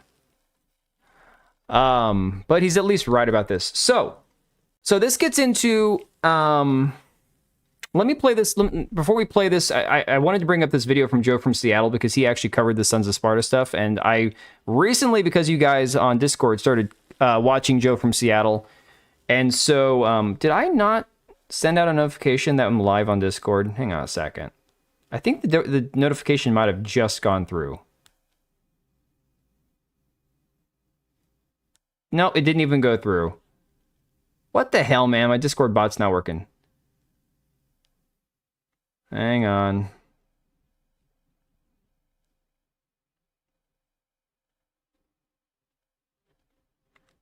That's what you get for having a free bot. Jeff Keighley? Oh my god. No, please no Jeff Keighley.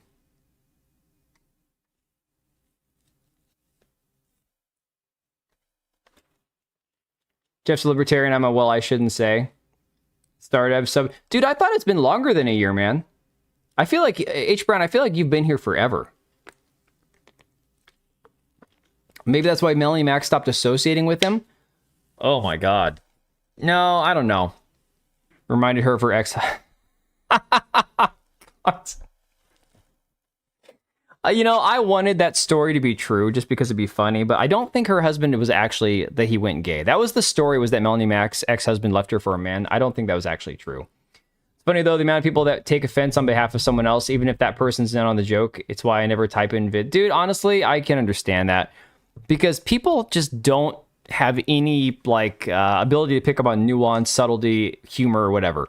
So before we watch Joe from Seattle's video on the Ghost of Sparta in a situation, there's some information here, and Nib is another freaking retard, but I just found this post of his through David Jaffe's posts, so bear with me. More God of War Sons of Sparta reviews are coming in, and so far it's a middling 69 on Metacritic and 72 on OpenCritic. God of War's one of PlayStation's premier IPs and brand identifiers, deserving utmost care and quality, even in spin-offs. It's not a good look, even by Mega Cat Studios. I'm not sure who Mega Cat is. Are they the ones who took it over? So David Jaffe had previously criticized this game, right? He actually had a pretty harsh take. He played like an hour. Ironically, remember all this criticism about how you shouldn't be able to review Highguard if you've played less than an hour? David Jaffe played 1 hour of this Sons of Sparta game and said it was garbage, right?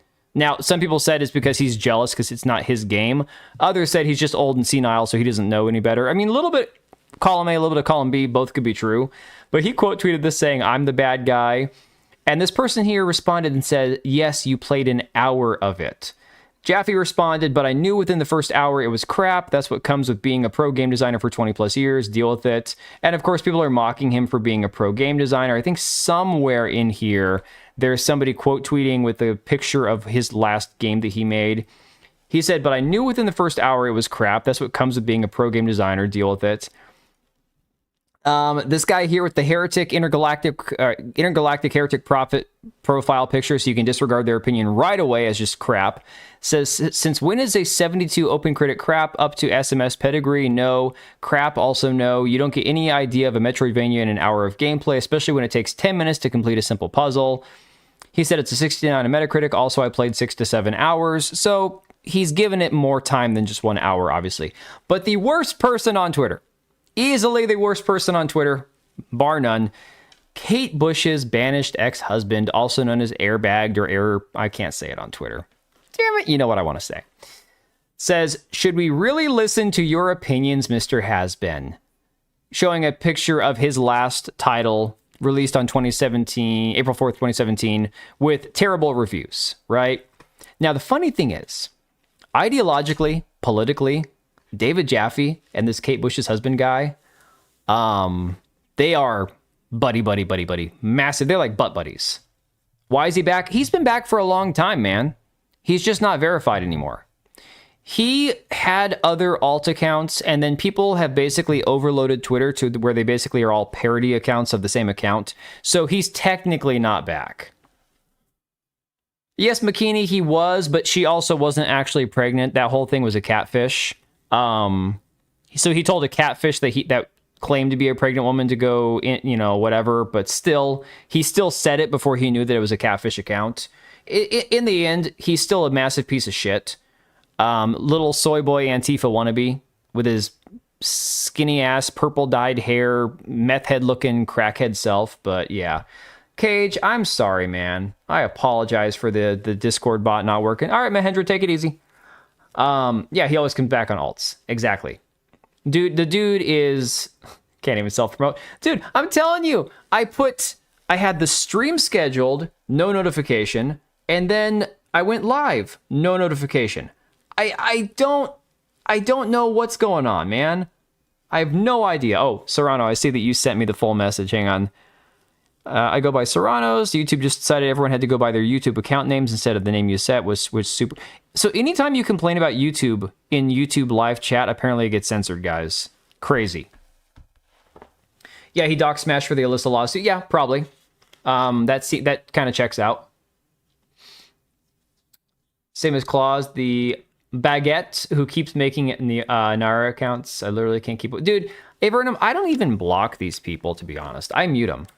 Like, what I've taken to doing, the only accounts I block anymore, if I come across an account that is sharing some long-winded thing that looks like it was written by ChatGPT, and I click where they're from, and it's from somewhere outside of the Western Hemisphere, I block them. Straight up. Those are the only people I'm blocking these days, because I'm sick and tired of people in third world countries sharing shit, pretending to be Americans, and sharing the same ChatGPT dribble nonsense videos from 10 years ago, acting like it's breaking news, and reaping, ad revenue off of it. It's freaking annoying. So those are the only accounts I actually block on Twitter. So ironically, another guy who's not a hardcore conservative, but more of a center lefty, as I can tell, Ian Fish from Kingmakers, I've talked about him before. He actually responded to Mr. Airbag down here and said, Jaffe spearheaded some of the most iconic franchises in gaming. What have you ever done? And of course, little Airbag here didn't respond. He probably felt like he didn't need to. But again, the guy's a piece of shit, so whatever. Yeah, I would pay for it, dude, for 100%. Absolutely, Serrano. 1000%. I mean, hey, Vernon, that's probably a good strategy as well. So, this kind of gets us caught up to date on the PS5 situation, the God of War Sons of Sparta game. I don't know if Joe from Seattle actually covers this in the video, but Cage, I think you were the one that recommended Joe from Seattle, so this is actually the first time I'm watching one of his videos on stream, so much appreciated, dude. This is all because of you. And honestly, I know I said that Joe from Seattle is kind of sassy sounding. The second video I watched from his the other day, it's the same exact thing. I'm like, this dude has got like something sassy. This happened after the video as well. Oh, crazy. I pay for these two to box it out. I mean, I'd actually fight Airbagged 100%. I know you're probably talking about David Jaffe and Airbagged. I'd volunteer. Airbagged and I are the same height. I have no doubt that I could kick the shit out of him. Okay, but At this point in my life, getting into a fight with a random retard on the internet, not exactly anything I care. I do it in like a boxing ring. I do it for charity. I would 100% sign up for that. They'd probably start me. Oh my God. Why did you make me read that? Oh, bloody hell, man. Okay. All right. So here is Joe from Seattle talking about ghosts. Sons of Sparta. Really bothers me that the dudes in this graphic look pulled straight out of Avatar: The Last Airbender. Like, I truly hate this. I had to Google whether or not this was actually official artwork, and then I got even more annoyed when I found out that it was. I kind of just assumed that the article here used an AI thumbnail or fan art or something. It does look like AI. This is literally just Avatar TLA characters on a God of War cover. I fucking hate it. Okay, so a new God of War game Shadow dropped while I... Yeah, Serrano, he's straight, man. He's actually in like a rock or an alt-rock band or something. But, I mean, I think somebody said he's got like a drama background or whatever, so I don't know. I was out of town because what is this channel if not gaming news and updates several days after they happen, because the big stuff always happens while I'm out of town for some reason. It happened again. I was in Hollywood playing a flippin' punk rock show while you guys were slogging through a hacked out God of War cash grab. So at least one of us was having a good time. And on one hand, kudos to Sony for actually releasing a game for once, but on the other hand, it feels like everyone instantly forgot about this game after it dropped, so I'm not sure if it really counts as a point against the PS5 has no games meme. Respectfully, I'm gonna keep saying the PS5 has no games. I think it's a good meme. But oh goodness, dear viewer, it seems like Sons of Sparta has been kicked. It's not just a PS5 meme. The PlayStation 5 not having games is definitely it's a real thing. It's not just a meme. But Nintendo Switch 2 doesn't have any games either. Okay, let's be honest. Nintendo Switch 2 having, what, a handful of games and like the new Mario Kart that nobody wants, it's kind of the same thing as the PS5. Mr. Beast's friend was also married. Yeah, but I'm going to give this guy a pass. Besides, he plays in a punk rock band. That's freaking awesome. I love punk rock, so... up a bunch of dirt from the controversy sandbox, mainly because of the fact that despite being called Sons of Sparta, plural, and having two characters with equal prominence on the box, and all the promotional material has two people on the front, and they put 1 to 2 player local co-op on the store page, yeah, the co-op isn't actually unlocked until after you beat the game solo. Can we not wish on Joe from Seattle to become like to be like a closet homosexual? Just let the man have his sensitive voice and his lispy whatever. He does good videos and he seems like pretty chill guy. I mean, let's not wish becoming a closet homosexual on the man, okay? I know Melanie's husband was also allegedly. PS6 doesn't even allow you to buy a game subscription only. Yeah, pretty much. PS5 does have games other than the state of play. I mean, dude, it's not that there's no games. Look, there's literally. You can go to Target and go look at the Nintendo Switch 2 and look at the games that are online. Yes, it has games. The question is, do the amount of games and do the quality of the games that exist make you want to go purchase that console? For me, it's a hard no, especially for like the Nintendo Switch 2. I don't care about the PlayStation. I never bought a PlayStation before. But for the Nintendo Switch 2, hard pass. Like, not even considering it, dude. He can be a cupboard one. Dude, come on. I don't mind unlocking co-op, it's a choice, but I don't think I would do that, yeah. Which is either false advertising on Sony's part or just a massive dick move. Now, whether or not this was false advertising seems to be a matter of point of view. Because on one hand, they never explicitly referred to this game in the way that you would refer to games like It Takes Two or A Way Out. However, they did title... QC Jerks, how long has the PS2 been around, though? Because again, the longer a system exists, the more games you're going to have for it. Right, McKinney? Exactly. The game Sons of Sparta, plural sons, and they did almost exclusively advertise it with 2 characters, and they did put those 2 characters in gameplay in the reveal trailer, and they did put local multiplayer on the store page, and they did shadow drop the game, so there wasn't any time for the actual situation to spread before the consumer bought it. So like, I kinda see the frustration here. And before you say something like, okay, just, breeze through the game solo and then unlock the co-op, easy peasy. Because honestly, if the game wasn't that long, like if this was like a 2-3 hour beat 'em up, I wouldn't even see the issue here. But according to people who have actually tried to do that, the game is like a dozen hours long. So promoting the game the way that they did while locking co-op. How much is the game? Rather listen to this guy than someone who pitch shifts his voice to be lower like Pirate, exactly. Yeah, systems used to be relevant for a long time. How much is the Sons of Sparta games? $30? $30. My God, I'd rather play Mugenics, man. Mugenics just sold 1 million copies in a week. And it's not even, it's a turn-based cat genetic altering simulator with a bunch of freaks and weirdos who voice the cats. And I'd rather play that than freaking Ghosts of Sparta for $30. Swap behind solo completion is a huge dick move. Like, this is mobile game levels of engagement cheesing. And the best part, apparently the game isn't even that good. You made people wait an eternity for a new God of War game, you teased them with remakes that are apparently still in early development, and then you finally end the God of War game drought with this? And it's rated T on top of that? I just noticed that. You can't even make it M rated? Who greenlit this? Like, how did this become the plan? And honestly, I don't even think this was conscious on Sony's part. I don't think Sony deliberately marketed the game in a misleading way, because that would imply that Sony is at all competent. Deceiving people requires some level of competency, and since Sony greenlit this thing in the first place, I think we can throw competency out the window. Doesn't change the fact that it happened. Dude, I feel like that so much of the time. It's like, if you guys approved this game in the first place, it's clear you're not competent to begin with, so we're going to give you too much credit.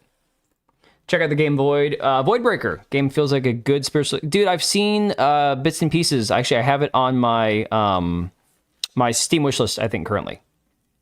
When AAA publishers release an indie-looking 3D Metroidvania in secret, dude, for real. God of War Trilogy will be censored as fuck. Yeah, possibly. But at least you can now take some solace in the fact that Sony isn't smart enough to have duped you on 2D, purpose. yeah. Although that does mean now you got duped by someone who wasn't even trying to dupe you, which, you know, yikes. But anyways, you read the title of the video. The Sony fanboys have been pretty desperate for something Sony related to talk about recently, and now that they have a God of War game, I'm not a fan of Fatal Frame, it in any way to be possible. honest. So while a lot of people are reasonably annoyed at Sony for the way they handled this thing, there's also a bunch of Sony fanboys willing to run defensive plays like they're the retarded cousins of... Yeah, Avernum, that's the thing. I mean, if you want to talk about Metroidvania games, there are a lot of really good ones you could play instead of that Sons of Sparta game. Like a hardcore, like, look, compare freaking a Silk Song to Sons of Sparta. Night and day. Yeah, this is Helldivers 2 on screen right here. Okay, I've said it a few times tonight. I've been a little bit looser with my tongue tonight. For that guy, I feel like he never played any of the old games where you unlock multiplayer maps in single player. Yeah, possibly. I don't know. I've seen, like, I watched Very Dark playing Fatal Frame, and I didn't play it for myself back in the day. It seems really boring. Like, it just seems really, really boring. I don't know. Bobby Wagner. So I'm going to throw some screenshots up in front of you that were all in response to this tweet. So come along with me on this stupid journey, because it's been a hot minute since we had some good old-fashioned Sony pony salt. I hope this attitude carries into the rest of the year, because my god, things have been dry on this channel. I almost went back and re-reviewed Black Ops 7, so thank god I don't have to do that anymore. Jared Rhodes says, why should we pay for extra content in games? I don't want an incomplete game. What happened to unlocking content after completing the game? You guys get what you asked for and still complain. Y'all don't deserve... Dude, this response has been something I have seen so much. So much. You don't deserve games. Like, oh my god. Is this like a Gen Z thing? No offense. No shots intended for normal, rational Gen Zers out there. But telling people they don't deserve things because they have a critique or a complaint about it, is that a Gen Z thing? Games. Yes, because when I look at this box art and this game description... and this promo He's from art, Seattle, man. What can I say? I get the impression that the co-op is unlockable content and not a central part of the experience. That is definitely the impression that I get, you fucking dork. Take the Sony cock out of your mouth and then take another look at the situation. No, it's just this person? Okay. Stupid words on my feed. Yes, I blame you personally for the fact that this tweet appeared on my feed. Next comment. Tix4 says, why would you even want to play God of War as two-player co-op? Play it solo like all the OG games, or go buy yourself a Switch if you're so obsessed with multiplayer. How many multiplayer games are there on the Switch? Like, maybe online, but like couch co-op certainly is not an option for the Switch. The Switch one got rid of a lot of their couch co-op games. From Oregon, that's not an excuse. Oh, touche. He does sound zesty. Oh man, I need to re-download No Rest for the Wicked. I got rid of it to make room for some other games, but I need to go back and play that game. I tried playing freaking Lords of the Fallen, now that the game's been patched massively, because I haven't played it in probably like a year. And I tried playing it the other night, tried to just pick it up and play it cold turkey, you know, or not raw dog it, I guess is the right expression, because I hadn't played it in so long. I'm just not vibing with it. I know Equilibrium has played it. I know he said he likes it. I'm pretty sure it's who said it before. Something about Lords of the Fallen, after playing games like Dark Souls and Elden Ring, something feels really off. It just doesn't have the same satisfying feeling. I don't know. Maybe she's zesty. Yeah, the whole Dead or Alive thing is going to be interesting. That is going to be a whole thing, for sure. Well, Smeg, I already have No Rest, and I've played it a bit. I thought it was okay. It's probably the level design. And it's not just level design. Something is off with the actual, like, I don't know how to describe it because I'm not a game developer. Everything looks heavily blurry or pixelated. Something when you're playing the game, everything looks kind of fuzzy, if that makes sense. Like it's got too much going on. I don't know. Maybe I should pretend to be gay to find my life partner. Player. I love this argument. Like, oh, the other God of War games aren't co-op, so you can't criticize the co-op in this game. Maybe that's it, Serrano. To make a co-op God of War game. No one even asked for that, but they chose to do it. You can't erase criticism of the co-op God of War game just because it's the first time there's been a co-op God of War game. It's like if EA announced a new Rock Band game, but this time around there's a saxophone and a trumpet controller, so all the ska heads go out and buy the new Rock Band game because they want to play the trumpet and the saxophone. Y'all, this guy's got to be at least close to my age. He just referenced ska. Does anybody who's younger than 25 or 30 even know what ska is? Bad anti-aliasing tends to do that, and sometimes AI is good, sometimes it's terrible. But only after they buy the game do they learn that in order to unlock the sax and trumpet gameplay, they have to play drums for 12 hours. And then when the ska heads go on Twitter and they're like, hey, this is kind of bullshit, why'd you advertise the horn section if I can't play with the horn section? Then some EA cum guzzler runs up and punches them in the head and yells at them for buying a Rock Band game because the horn section's never been in a Rock Band game before. All right, I'm gonna age myself right here, okay? One of my favorite songs. Not a song that I listen to, like if I'm listening to my metal music, you know, Swedish metal or Sabaton, whatever, and I'm at the gym and I want to like get my focus in and my blood pumping and actually get my workout in and stuff, I'm not going to listen to this song. But if I'm in the car for a long drive or I'm at home and I just want to listen to something that's fun and upbeat and relaxing, the song by, I think it's the Mighty Mighty Boss Tones, The Impression That I Get, that song right there. No, I don't listen to ska as a genre. It's not one that I ever listen to. Like I don't ever put on like a whole album or an artist and listen to the entire thing. But that one song right there, that one I will like. Yeah, it's great. Ska always was one letter off what I thought of it. No, man, I legit probably couldn't name another ska band or song. It wasn't something I listened to as I was more into punk rock back in the day, but like The Impression That I Get, man, that song, I dig that one. I vibe out to that one. There's never been a horn set. Why'd you buy Rock Band for a horn section? Even though the horn section is the only reason the ska head bought the game in the first place. Isn't that the name of the band? My point is that you can't dismiss criticism of a new feature on the grounds that the feature wasn't there before. That's not a defense. That's you being real a big corporate fish. slave. Yep. Josh says, I don't think you can call that misleading when the Was feature presidency is of the United States of literally America there, also but ska? just needs to be unlocked. Sure, it's a weird choice, but not misleading. Okay, so the feature being prominent in all the marketing and all the promotional material, and there being no indication that you have to grind for 12 hours by yourself to unlock it, isn't misleading? Like, I genuinely don't know what to say to you. That's like textbook misleading. Yes, you They're can't punk put a rock? I didn't spotlight listen to on a them, so I don't certain know. thing and rather explicitly sell the product off My of that sister-in-law certain did. thing, She had the but then album. I never turn listened around to and it. be like, why'd you think you could have that thing when you bought the product, idiot? Like, no other product works like this. Why is it okay here? Skittle says, didn't we need to beat World at War campaign to unlock zombies? Yeah, that was also 17 years ago. Also, the zombies mode was not the selling point of World at War. The zombies mode was not in any of the marketing for World at War. I don't know how I feel about that. Like, I honestly don't know how I feel about games locking modes behind, like leveling up or maxing things out. I don't know that I have a good, strong take on that one way or the other. Obviously, it's a contentious issue for a lot of people, but I don't know how I feel about that. Don't know shit about music genres. I just know which songs I like, which are not very specific, a lot of different stuff. Yeah, I'm pretty eclectic, dude. Like, I like a lot of random stuff. Have to imagine that campaign is also way shorter than Sons of Sparta. Probably. The Zombies mode was not portrayed as a prominent part of why you should buy the game. The original Zombies mode in World at locking War co-op seems was stupid. just a bonus mode after completing the campaign. It wasn't until the Zombies mode blew up and became popular that Zombies became a selling point of Call of Duty. 100% DB and Wild for sure. coincidentally, that's also when they stopped locking it behind campaign completion. See how that works? Notice how you had to go all the way back to 2008 I don't even know for what an you're argument quoting. to defend this, and notice how it's not even an actual argument because the situation was entirely different. No one was buying World at War for the Zombies mode. All right, so the funny thing is, watching Helldivers 2 gameplay while he's talking about all this stuff, you can just get lost in the gameplay because it is pure, nonstop, like, shit blowing up in carnage, and that's probably what makes the game so much fun, is it's just, like, completely, like, chaos personified. And I get it. I understand why people enjoy the game. I just, for whatever reason, can't make myself get into it.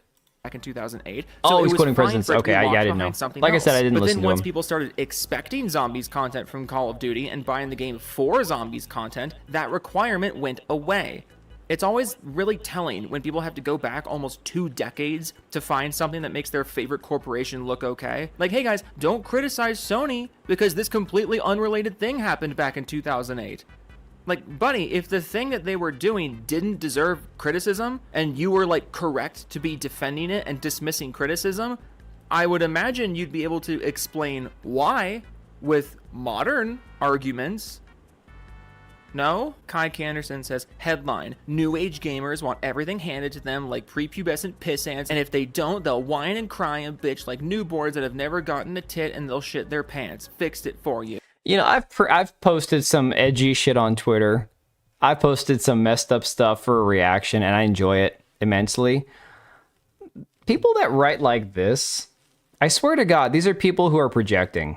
A lot of guys that do this are probably the ones who are still living off their parents, live at home. The legitimate incels, the legitimate basement dwellers, not the ones who they call the chuds and the losers, but people who are legitimately, like, miserable. Bombastic, can't fail the missions, and the lore is cheesy as hell. Oh yeah, the lore is exactly, yeah, it's super cheesy. If Sony didn't pull that stunt at months after the release, I'd be playing it. Yeah, there was a lot of shit back in the day when that game first launched, dude. That was a really weird way to say you grew up with divorced parents. Dark Lord says, oh boo-hoo, I have to finish a game to play with friends, suck it up. But they very clearly sold the game based on the ability to finish it with friends or your desire. That is a weird decision. Like, okay, a lot of people, if it's a co-op but it's a story-driven game and it's not like a multiplayer live service title, and you lock the ability to play it with a friend until after you beat it, doesn't that like disincentivize the desire to continue playing it? Like, you're never going to enjoy a game most of the time as much as you do the first time you play it. So why would you hide the ability to play co-op through the campaign until after you've already beaten the game? That truly is baffling. I don't understand. Stop describing you. Oh my God.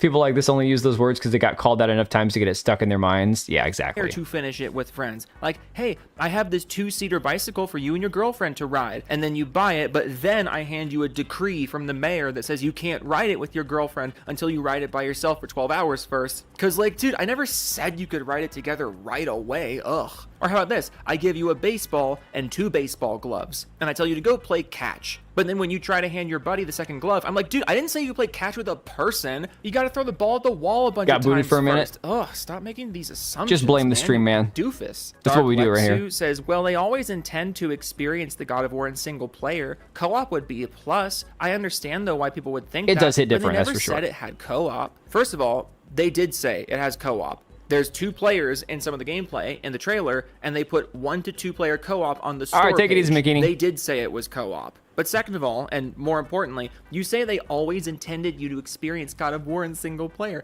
Okay, so why did they make the game co-op at all? QC jerks, I swear to God, he is zestier than Atreus, all right? I'm not even kidding. He's dragging out the point too long. I'm feeling that too. I thought he'd actually get into some of the drama with David Jaffe, but I think this is all about the co-op. So, unfortunately, wasn't quite what I thought he'd be talking about. But I do, before it gets late, I do want to get into some of this stuff about Marathon. We will try to circle back to the racist Captain Durag cartoon in a few minutes here if we have enough time. Hey, Cragfire. Forgot what the topic was by this point? Yeah, for real. Pissant is an old English slang term that we constantly use as children in Oz. Yes, but you don't see it too often these days. I think it's making a comeback is what we're seeing. So maybe it's like a younger generational thing. I don't know. Let you know the high guard. Yeah, please let me know. For sure, I'll check it out. So, talking about Marathon, because they just released some new gameplay footage we'll get to in a minute. So, apparently the Bungie Foundation is a thing. That says here, representation fails when the tools were never built for you in the first place. Landmark research from Yale University, supported by the Bungie Foundation, is rebuilding hair tech to better represent Afro-textured hair in games. All right. I have had long, divisive conversations. First off, this guy's face.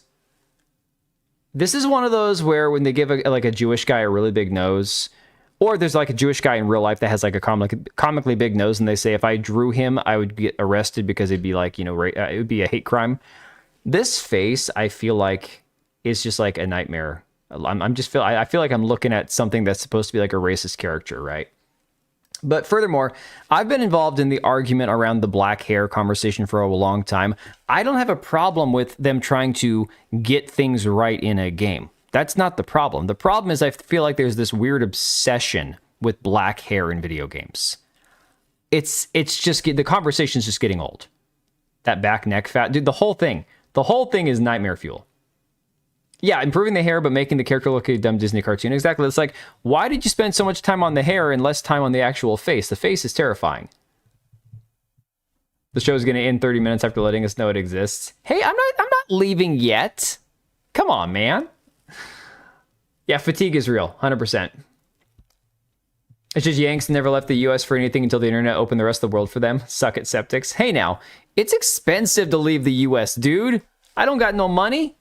So my thing is, you want to have authentic black hair. You want to, amongst yourself as developers, you want to figure out how to make authentic black hair. That's great. That's awesome. You can then put that in your game for your characters and for people who care about that shit. That's awesome. Me personally, I spend 5 minutes on a character creator. I don't give a shit how authentic their hair is. I'm a white guy. I have no hair. I don't think about my hair. It's not a thing. So that being said, these are the people. These are the people at Bungie now. I've had so many idiots and so many, I don't know, I don't even know if it's like Sony pony fanboys, if it's just these guys that are shills for Marathon, people who just desperately want to think that this game is going to be amazing because Bungie has their name on it for whatever reason. But at the end of the day, these people that are claiming that this is made by Bungie, this is made by the makers of Halo and Destiny, it's like these guys are not there anymore.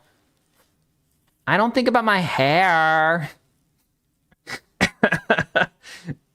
I'm not going to, dude, I'm just going to shave my head bald. I don't care. I feel like the games that have black characters get the same hairstyle. A lot of them get like the Killmonger cut, dude. And it's like, here, you're black, you're going to love this haircut. So I understand the argument that developers, if they're going to give people options to make more options, I'm fine with that as long as it doesn't take their attention off things that actually matter in the game. Jessica Chastain Savant that I was talking about, I Googled, remember what I was talking about? I don't even know what you're talking about now. Oh, one lady who was hunting down alt-writers online that got canceled. I really wanted that to come out. I think I remember something about that. Look at all the beautiful blades of grass and how you can see all the muscles on the horse when it runs. Yeah, that crap when some journalists were coping about games being crap. Exactly. Release my short hair files? Oh my god. Oh my god, no. I will just shave my head bald. If I'm gonna never wear a hat on stream again, if I'm not gonna wear like a hat or a beanie, I will just shave my head for real. Valve dropped a single hotfix that added realistic fluid shaders plus bubbles to the beer bottles. Yeah, in Half-Life Alyx, and didn't make it into a big deal, even though my jaw dropped when I saw it. Exactly, dude. That's exactly it, man. Yeah, the Savant thing, dude. I had a crazy tweet about the Savant. Like, I've had a lot of really awesome viral tweets. The problem is they're never on my timeline. They're in a reply to somebody else. And it's like, damn it. I can't get the attention on my account. It's always in a reply to somebody else's account. I'll take what I can get. Can't be too choosy around here, right? But just for you guys, for your own little eyeballs to see, because we didn't have enough of this on the previous stream, 18 minutes of new marathon gameplay. Now, I want to show you guys something for a minute. No. We're going to switch back here, but I'm going to hide the webcam. I'm going to just temporarily move the chat out of the way. When I say that this game, for some weird reason, whenever I'm interacting online and I'm looking at the accounts of people that are like glazing this game and talking about how amazing it looks and how incredible it looks and oh my god, this is peak and we are so back, and you know, all these weirdos and just degenerates, they're all like trans and furries and LGBTQ and everything else. I'm like, guys, what is it about this game that is like channeling all the furries and all the trans and all? I don't understand. Is it because they're all like weird androgynous, no longer human looking characters? Like, what is the actual appeal? I don't understand. Fortnite rarity grade weapons fatigue is real again. Dude, it is so bad.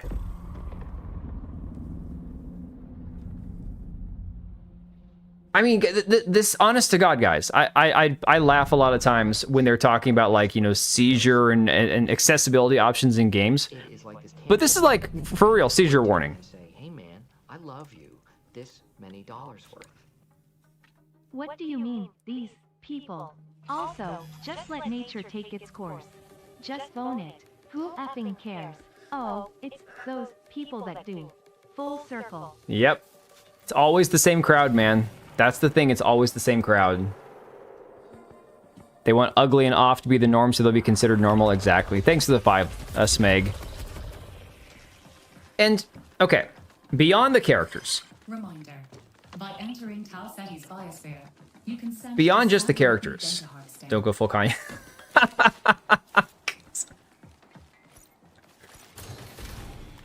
That was the computer voice in the game trailer. Beyond just the ugly characters, I hate how the game looks. People that are all like, oh my god, this game cooked. Look at this. We're so back. This is peak. I'm sure part of it has to be who the fuck is Kanye? Come on, man. No, this is 1080p. So unless it's the way that it was encoded when it was recorded and then uploaded or whatever, this is the movement looks like dog shit. No, Apex looks better than this, man. I swear to God, Apex, as bad as Apex, because they have made Apex so incredibly gay compared to when it first started. Like, everything, it's like the Fortnite rainbow vomit all over it, right? The skins are so insane. What I hate is the gameplay of Apex is still good. It's crazy. It's too fast-paced. A lot of the weapons are crazy now compared to when they first started. But the gameplay of Apex Legends still plays incredible. This is walk. Like, okay, do you want them to... So Escape from Tarkov.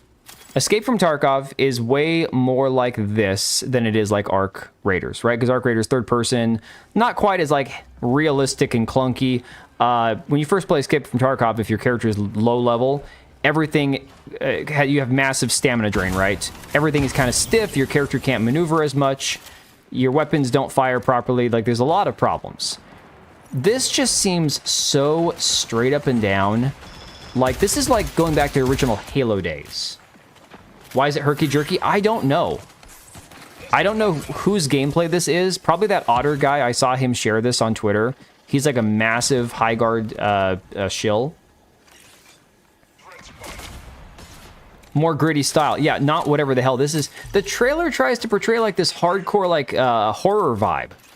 Does this give you horror other than like your eyes being assaulted? Like, this is actually hurting my eyes and we're only like 5 minutes into it. This is 3 minutes in. Getting motion sickness from this footage. It's crazy, dude. It is legit awful to look at. You are not gonna have streamers playing this game to massive audiences watching them play the game. Needs more purple. Hardcore horror vibe. Why is it so colorful? I have no idea, but the vibe that they were trying to give off in the trailer was, oh, it's dark and gritty and, you know, there's something scary in these woods, you know? Like a Starfield with somehow worse lighting. Yeah. It's awful, man. Gay robot sounds scary, exactly.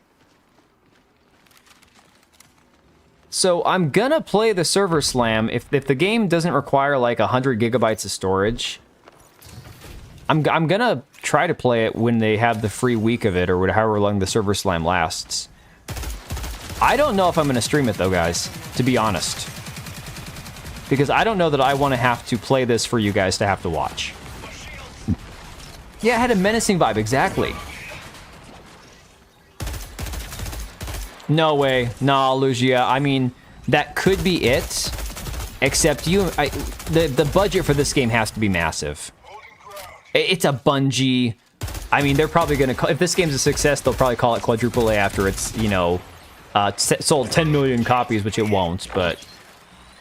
You gotta think the game shouldn't cost much. So Lugia, looking at this, the game shouldn't be expensive, right? It shouldn't cost a whole lot of money. It's a pretty standard, pretty awful looking, not a whole lot of detail kind of game. But the amount of overspending that happens at companies like Bungie, this game is probably I don't know, what, $200 million budget, I imagine? The Amazing Pirate Yakuza is like the alpha male compared to this, yeah. The white haze looking at it, I feel like if I just got out of a pool and the chloride... It's something that's really off. It's really off. And it's off-putting for sure, too. Voidbreaker looks like a lot better than this game. Dude, go back and... I mean, so my last video talking about High Guard, I took footage that I had just recorded earlier that night from Titanfall 2 multiplayer and Apex Legends. Both games are more fun-looking, visually more pleasing, and it doesn't give me a headache to play either one of those. Yeah, especially after the delay. Dude, for real. Makes the Helldivers footage look like something 3 gens from this graphically. Exactly. Compare what we just watched from Joe from Seattle to what we're seeing here. And I get it. One's a third-person, three-player PvE game, whatever, and this is a PvEVP extraction shooter. But the game 100% just made by the interns. Add fog to hide how ugly the game is, maybe. Halo 2 Anniversary looks better than this, yeah. Well, this looks like Destiny without any character. This looks like Destiny without texture, I guess is one way to say it. Destiny with no soul. And Destiny 2 already had less soul than it was supposed to have, at least the way that a lot of people raved about that game. The crazy thing, though, is the loot boxes. The loot boxes, they decided to go with like these weird little things that just sit on the ground. Where are they at? All right, he just panned away too fast. It's like a little round, like almost octagon-looking container. It's the stupidest thing. Looks like they left the developer textures in, said it's the style, yeah. Person's upload is the problem regarding frame rate, maybe their connection PC. Also, might be one of those people that have everything on Ultra. Probably, I don't play any games on Ultra, man. I always turn down, like, if I can turn down, like, the shadows and those kind of things to make the game smoother and all that, I will. I will sacrifice a few things, you know, to make the game run better. I will always take performance over graphics, 100%. Incorporate more angular objects into the... As if we don't have enough geometric shapes in this game as it is. Oh my god. Fog to hide is what Silent Hill did. Should have been a single-player game. So, Oblivion, you said, is it going to have any plot? It's supposedly...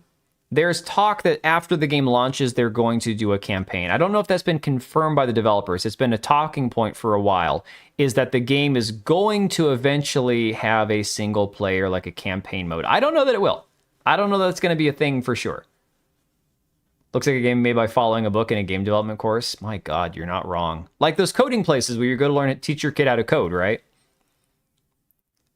You have all the straight lines, but it's so boxy it's not easily readable. Fair enough. Yeah, you're right. Maybe changing the shapes would help a little bit. But dude, it's just the style that they went for that's making it all look the same too.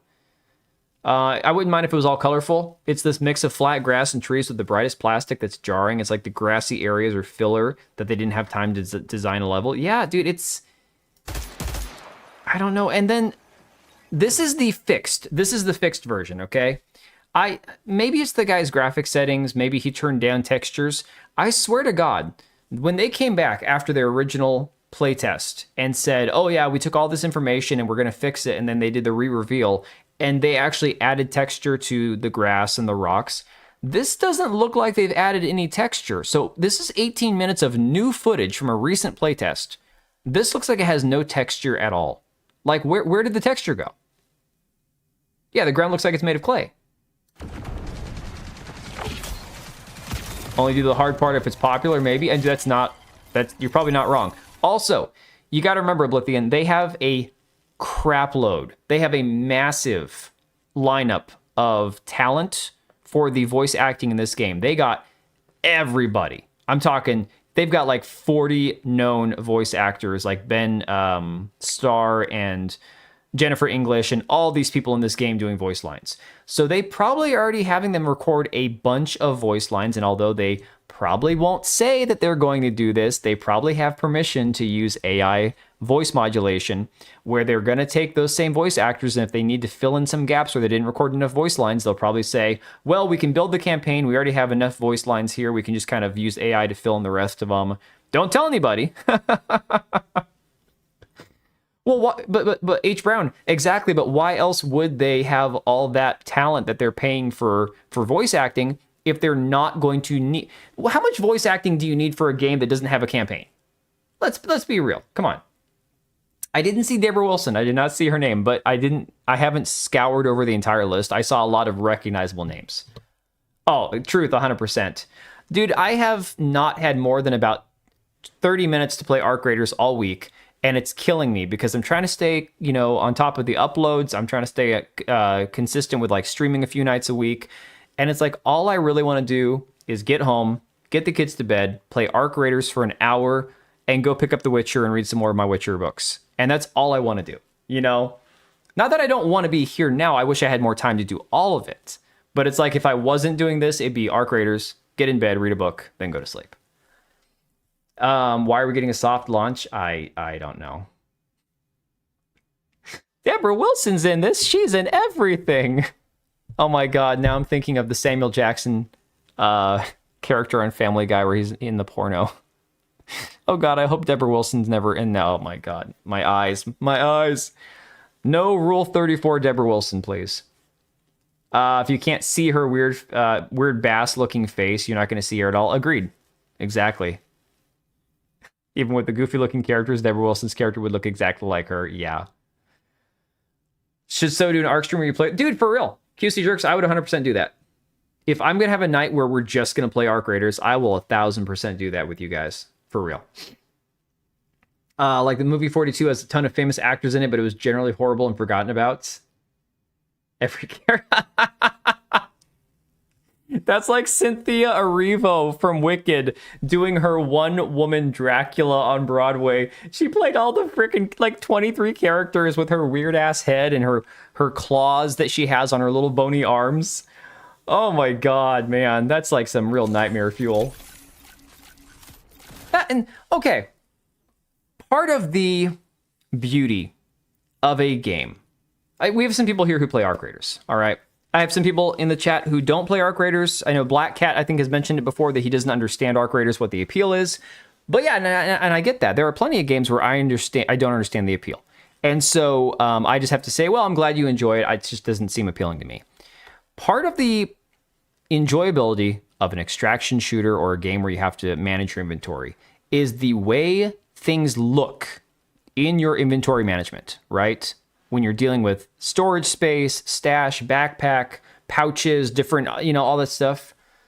I've said this before, I'll say it again. Nothing about any of this, the way the items look, the way that the items fit, the way that they're organized in here, nothing about this is appealing at all. Nothing about it makes me want to play this game. And maybe that's just kind of a weird nitpick, but the way that I see all of this stuff laid out, I don't want to touch this game. I understand the appeal. I just don't like PvP shooters, and fair enough. That's totally, that's totally for real. I get that. It's more fun to play it than watch it. Yeah. Smeg, to be fair, that's also kind of the case with a lot of games. I don't personally watch many game streams anymore, you know? So I understand that the majority of people, look, there's a reason that so many former game streamers became political commentators like Hassan, like Asmongold and stuff, because once they start playing a game, their viewership drops down for the rest of their stream. It makes sense. I get it.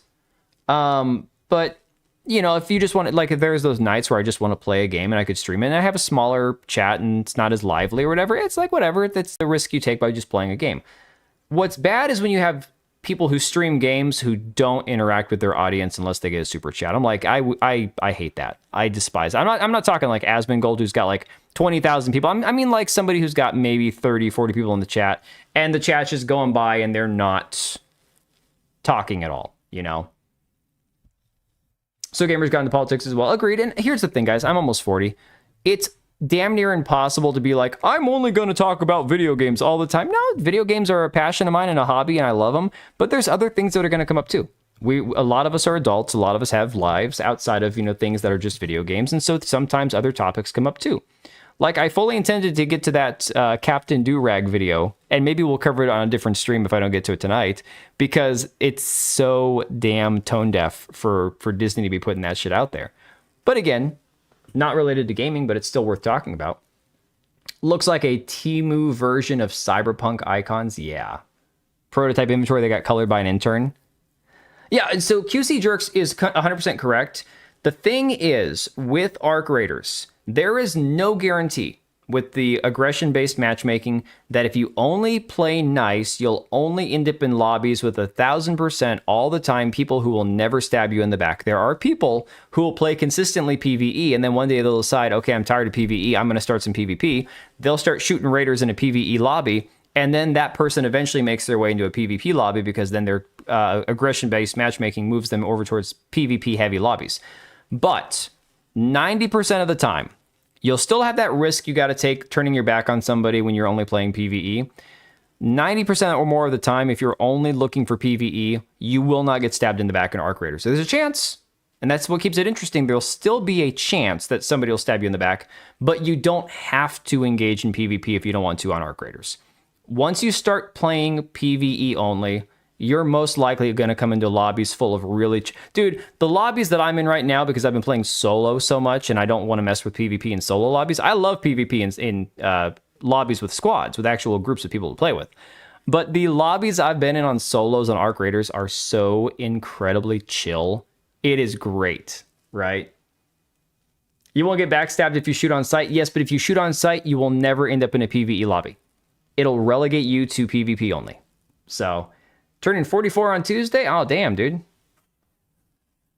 Yeah, if something's gonna go down, you can typically pick up on it. It doesn't mean that it's necessarily a given. I got stabbed in the back one time and I should have seen it coming, but the guy was pretty chill about it, so I didn't expect it. But anyways, the people that I've seen talking about this, yeah, Avernum. They have what is called aggression-based matchmaking. It is not a guarantee that somebody in your lobby won't decide to kill you. Obviously, players have the free choice to do whatever they want to in the lobby. However, they group people together based on the way that they play. So if you want to go to Stella Montis or Spaceport and always shoot people, if you go to the sweatiest maps and have the sweatiest PvP experience possible, that's possible. You can do that every time. If you want to play more casual, laid back, and not have to deal with PvP as much, the less people you shoot, the less likely you're going to get shot at. It is like this tangible thing that you can point to and say, hey man, I love you, this many dollars worth. Now guys, if we play Oh my god. I'm going to need your support. Otherwise I won't play it. Point 1 sub, 1 kick, 1 tip. Let's get some momentum. Dan SP. It's less funny when you realize that I probably live like less than an hour from DSP, man. Come on. Appreciate the 5 though. Holy crap. All right, just for that. Just for that, you're going to get this one right here. Hang on. I know I've got it somewhere.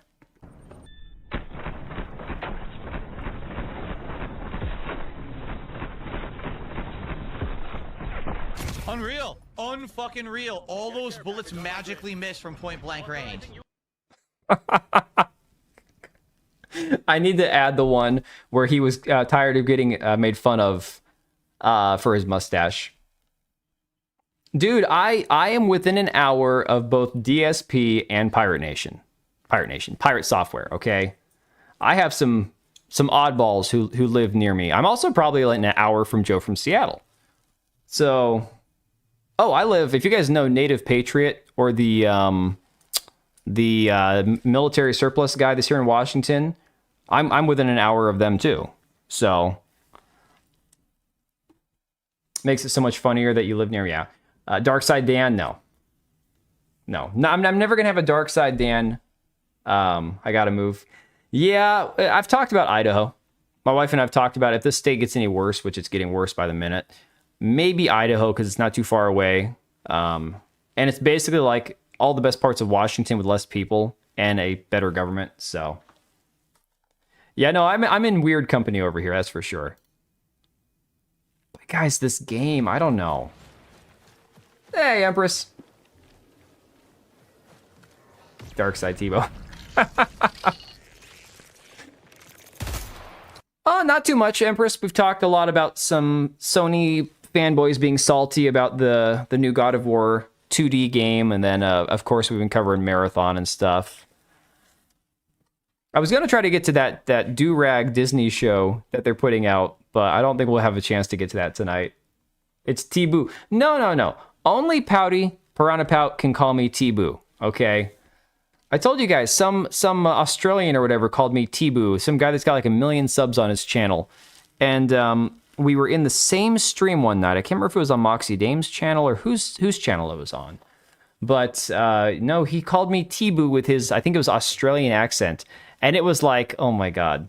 And apparently that just stuck, so that was the thing. Yo, Smash JT and their viewers just joined. Smash, thanks for the raid, buddy. Appreciate you, dude. No, my God, no. Stop with the T-Boo. Damn it, man. Jerkiness has to be from his recording. There's no way it's this bad, right? I don't know, dude. It could be that his mouse sensitivity is way too high. Playing mouse and keyboard, it's tough. If your sensitivity is turned up too high, it'll look really bad. It was a legendary drop No, man. No, I don't exist in the same circle as legendary drops. I was on somebody's stream, and it was not legendary drops. I'll just say that. Just in time to catch the nickname. No, it was that guy Comics Explained, I think is his channel. I cannot remember for the life of me what the name of the channel is. But he's like this big streamer, right? And I had no idea. We were just on the same stream one night.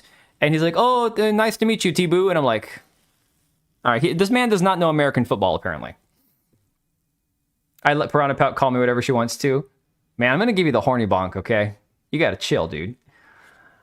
Quick, say something wildly inappropriate. No, I'm not going to do like I did on Monday where I'm looking at like Rule 34 artwork on stream saying, oh, I'm not going to have the quartering thing happen to me where I pull up something on stream. And then someone's like, yo, you got some Hulk porn over there. Can we get a link? Yeah.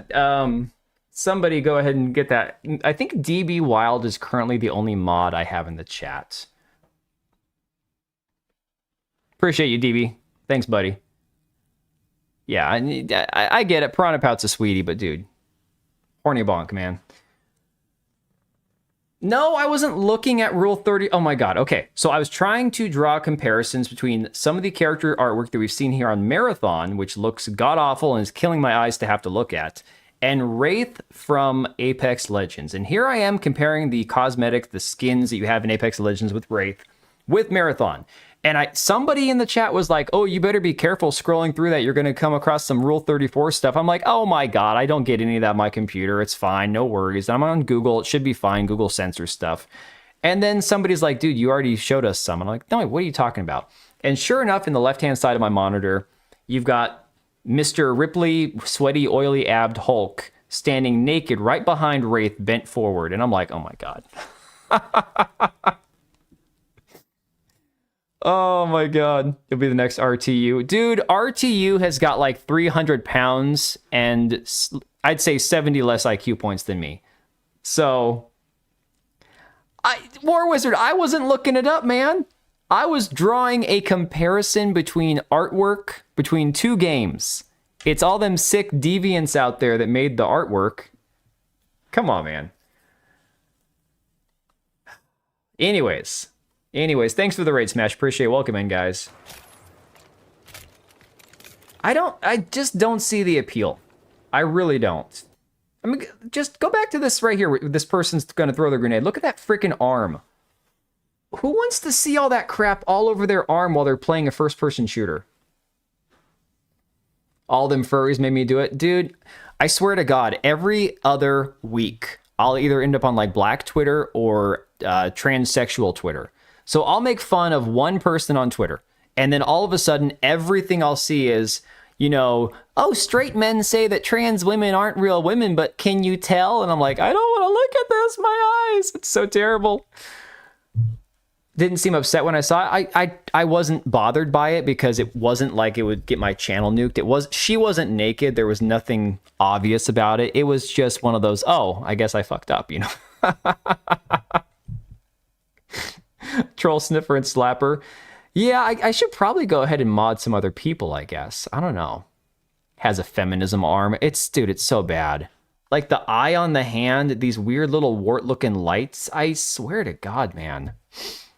Gonna unsub. I'm using the moral superiority I gained from just converting to religion. My name is now Melanie Mac. Oh my God, dude. Wow. Yeah, no. Anyways. Is that arm guard made out of a... What the hell is a Dalek? No, I could never go full quartering. No way. Hey, nobody. I want to smash JT's mods. Yeah, apparently I need more. Apparently, I just need to grow a brain and stop showing you guys deviant art on my stream. I don't know. Looks like a low-budget trash movie trying to look futuristic but completely failing. Dude, 100%, man. Oh, thanks for the sub. Appreciate it, bro gamer. It's not appealing to look at, I'll say that. That's the biggest problem I have with this game. But beyond the fact that for a first-person... Here's the thing. Here's the thing about Marathon that's bothered me since day one, especially with all the simps, again, the Sony fanboys and stuff shilling for this game. Everyone's like, oh my God, Arc Raiders players are such whiny babies. They don't want PvP. They want PvE only, which again is not true. There's millions of people who play Arc Raiders, so saying that everybody doesn't want PvP is retarded. But this game is being heralded as, oh, this is going to be that sweaty, amazing PvP extraction game. Nothing about this in any way looks action-packed. This looks incredibly slow-paced. The movement, the character, everything about it. It looks like it's moving as slow as humanly possible. Everything's over-designed, yeah. Arms a spiky dildo. Oh, Waiko, don't worry about it, dude. Marathon looks like trash. The influx of one with old accounts on X praising it shows the creators think so too. That's kind of how I feel about it. And I've said earlier in the stream, the people that I tend to run into, and the reason my Twitter timeline right now is full of transsexuals, is because the people I see praising the game the most tend to be like the transsexual furry types. It's the weirdest thing. Not sure I got the comma in the right place. Oh no, R2, what did you say? No, Morty. Thank you very much, sir.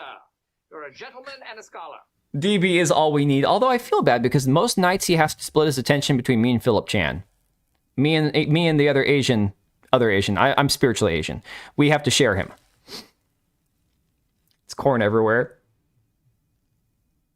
But see, can say my name correctly. That's because well, first off, I looked at it. If I was speaking German, I would have said Vico. But I said Wyco because, again, I don't know if the W is supposed to be a V or a W. Not sure if it's Germanic, but German, I before E, you pronounce it as an E versus the opposite. So that's from a couple of years of taking German. Punctuation jokes, yeah. Yeah, punctuation is very important. Usually only on Wednesdays, but apparently he skipped tonight. I thought we streamed every, like, Monday, Wednesday, Friday. We shared nights on that. Although I'm probably not going to stream on Friday. I think I want to take Friday off. I've been kind of burning myself out. Getting over the man flu. Oh my God. I have not gotten the man flu for about a year and a half. I have been skirting with getting sick for a while now, but it's mainly because my stupid Crohn's medication meds lower my immune system. So I have to be careful to not be out in the sun too much, or I can get skin cancer or, you know, common cold or flu or whatnot. It's beautiful. It's wonderful. But it keeps me out of the hospital. Just got to stab myself once every 2 months in the stomach. It's beautiful. You get used to it. He moved from Monday to Tuesday. I can probably understand why. Monday is a weird night for streaming. I typically, in the past, have done better on Wednesdays and Fridays for like actual viewership, typically than on Mondays. That was also, though, when Moxie was streaming on Mondays, and we had a lot of crossover audience, too, so I don't know if that had some effect on it or not. Wyco or Vico are both acceptable? All right, well, there you go. Another term for the monkeypox. Oh, my God, dude. No. Mm-mm. Yeah, no, just for that, you deserve this one. We're all homos. Homo sapiens. Yeah, you deserve that. Hardcore. Heartfelt. Moxie is awesome, but she is taking a break. Indefinitely. A lot of stuff going on in real life. So. Some sheep L takes. I mean, look. I've been the one saying that Marathon might perform better than a lot of people think. I've been saying it might not be Concord 3. I think it looks like crap. I can't help that. I've played a lot of first-person shooters. In my lifetime, I've been a lot of hours on FPS games. This doesn't do anything for me. Yeah, Empress, I was thinking about that because we used to do collab streams on Wednesdays. And I did like 7 of those in a row, and it was a lot of fun.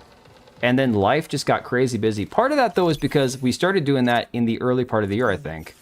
And then my kids' baseball season really got going crazy. And then 2 kids on all-star teams. That was my entire summer plus work. Yeah, I think it's an indefinite break. Well, hey, I've been known to have bad taste. It's okay. Hey, at least I'm being honest and saying I think the game could actually do okay financially. Like, realistically, it might do well. The question I have about the game itself, from what I'm seeing online, because there's a lot of social media buzz. Highguard didn't even have this much buzz. You had a few people like Shills saying, oh, this is going to be great, just wait and see, and then the game flopped. There's a lot more accounts saying this game's going to be amazing. The question I have is how many of them are organic and how many of them are bots. You know, that's my only thing about it. I'm willing to admit the game, I was saying this game might hit 100,000 on Steam at some point. That's a big ask. Because that would have to mean that maybe 1 million people $1 million people doled out, you know, $40 to play the game. It's a big ask, you know. It's not one of the pronoun gang by putting man in front of it. Oh yeah, Lugia. No, there's no, I don't feel like, oh, I can't take time off if I don't need time. You know, it's life happens. And having my kids get to have those experiences, I wouldn't trade that for the world. So if you have to take time off from streaming or videos or what and stuff to have, you know, a great memory for your kids, it's well worth it. It's just that the YouTube algorithm will forever punish you if you're not consistent. Marathon. Oh yeah, no, Empress, that was a great stream. It really was. I like realistic guns. That's why Highguard sucked. 6-shooter with 13 rounds or something. Dude, the 6-shooter I thought only had 5 rounds. There are a lot of Die Antwoord fans to enjoy it. I don't even know much about Die Antwoord, to be honest. It just looks so empty. I mean, people are weird. People have strange opinions. Again, I thought... first time I saw Arc Raiders, I wasn't sure about it, right? Then the more I saw about it, the more I saw trailers, the more I saw gameplay, I was like, oh, I want to play this, right? I was never able to get into the playtest. But there was something about that game, like I said earlier, where you could tell that there was natural, organic energy about the game. And sure enough, the game is on its way to hitting $1 billion in sales. Like it or hate it, love the game or thinking it's crap, thinking all Arc Raiders players are babies and they don't want PvP, which isn't true. All those opinions aside, the game has been a massive financial success because people enjoy the game. Wait, when did Equilibrium say cuck porn on Kick? I missed that one. I don't know that this one will have the same reception. And it's the same price as Arc Raiders, and it's no longer coming out right around the same time as Arc Raiders. Arc Raiders came out between Battlefield and Call of Duty, okay? And it's had a higher concurrent player peak than either one, sold more copies than probably both combined at this point. There's something about certain games, you know? Hey, I wasn't even sure about Expedition 33 at first. Until people started talking about it, because I actually hadn't even seen anything about it. I saw, might have been Nure was the first one I might have seen playing it on a stream. But I saw, oh, this game's on Game Pass. I should check it out at some point. And then everyone's like, dude, this game's amazing. So I downloaded and played it. I'm like, this is insane. Like, the game is straight up incredible, right? Also love the video for Hey Fatty, boom, boom. Yo, Equilibrium, thanks for joining, buddy. Appreciate you. You pre-ordered it 3 months before launch? Oh, damn. I didn't even know it existed 3 months before launch. Okay. I don't know how much marketing there really was for Expedition 33, so I wasn't really like looking forward to it. I didn't know much about it. My only problem with Ark is the flying dickhead robots. My God, they're nasty, dude. And I swear that sometime in the last 2 months, they beefed them up. They used to be easier to kill, I swear. Flying helmet bots, no. No, it's just that they're a pain in the ass, dude. They're awful. Visuals are jarring, so many fluorescent colors. Want to play both, but I have to save for a couple months? I mean, yeah, so there's going to be people who play both Ark Raiders and Marathon. The thing is, anybody who's saying that Marathon was going to kill Escape from Tarkov or that Ark Raiders was going to kill Escape from Tarkov, no. Drastically different audiences. Yeah, they both have the word extraction shooter attached to them. Everything I'm seeing from the gameplay in this game is nothing like Escape from Tarkov. It's not even anything like Ark Raiders. This feels, from what I'm seeing, I don't know, closer to Halo or Destiny than it does to Ark Raiders or Escape from Tarkov. Oh, Ark Raiders and E33. Okay, got you. I mean, dude, both are worth it. Not that I'm trying to do a plug, but I do have a Instant Gaming affiliate link down below. Even if you don't use mine, if you go to other sites like Instant Gaming, it's way cheaper. They tend to have those games on sale. Saves you a few bucks. I know gaming is expensive, so. They beefed up the dickheads. They're a pain in the ass. Sometimes you worry about me. Yeah, sometimes I worry about me too. It's getting more and more common the older I get. Took part in 2 playtests for Ark and 5 closed playtests for Marathon. Hype for Marathon. Hey, you know, and like I said, I'm not looking at it like, oh, I hope Marathon fails. I don't like Bungie in their current existence, their current iteration. I don't like the studio the way it is. I think people saying, it's Bungie, they're the ones who made Halo. It's like, no, they're not. They're not the same people anymore. Doesn't mean Marathon won't be enjoyable by the people who play it. I'm gonna have to play the server slime for myself before I'm convinced about whether or not the game is worth buying. It's one thing to be like, okay, High Guard was free, check it out. Okay, it was free, which is why it's dead, because nobody had to commit to buying it. Therefore, once you commit to buying a game, you're gonna try to play the game more. If the game's free and it sucks the first hour, you're gonna stop playing it. You're going to feel no compulsion to continue playing a bad game if it's free. So I'm going to have to play the Marathon server slime for myself before I know for sure what my actual opinion on the gameplay is. To me, it just doesn't seem exciting. And that's just that's just my takeaway from this, you know? I worry about me, it's logical. We should all worry about us. Also feels so since they had no voice chat at first. Yeah, but they put proximity chat in now. That was something that was a stupid decision that they had to remedy. Like, come on, there's no way you can get through this game without proximity chat. Dark side softcock.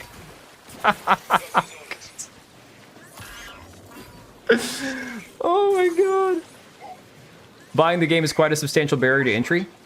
Okay, buying the game is a barrier to entry, but being free to play, like I said, being free to play doesn't necessarily help your game either, because look at High Guard. The game was free. They're asking $40 for the game. Yeah, think right for the 2-hour refund barrier on Steam. I foresee a lot of refunds. I don't know, man. I don't know, because I don't think people are going to buy this game just to refund it. You might have a few people. Again, yes, every game has review bombing initially, where there's a few people who are like, oh, I'm just going to buy the game and refund it after an hour and then leave a negative review. You just have to accept that that's reality on Steam. That's just the way things work. But I don't... Especially given the fact that this game is going to have the free weekend, or is it a whole week or just a weekend to play it for the server slam? I don't see people buying this game not knowing what they're getting. You know, the smart thing that they are doing is they're giving people a taste of the game before they have to buy it. That's something High Guard should have done. High Guard should have been, okay, it's a free-to-play game anyways. We're going to drop the trailer at the Game Awards and say, look, we're going to have an open beta. We're going to shoot for having a February or a January release, but we might change it if we need more time to work on the game. That would have been the most brilliant way to handle all the negative criticism. What did High Guard do? They went silent for a month, and then they still released the game, a finished game, and it played like crap. So it is what it is. Oh my god, you're still playing Reloaded. Have fun with that. But yeah, it just... Buying the game is going to be a barrier to entry. It always will be. That's the unfortunate nature of the way that games are getting, where they're $70 or more sometimes. But at least these games being $40, it's not like It's not as painful if the game's not everything you expected it to be. I just don't see people buying this game without knowing what they're getting into. At least not ahead of time. Check an XDM think on it. I'll take a look. Hang on. Let me see.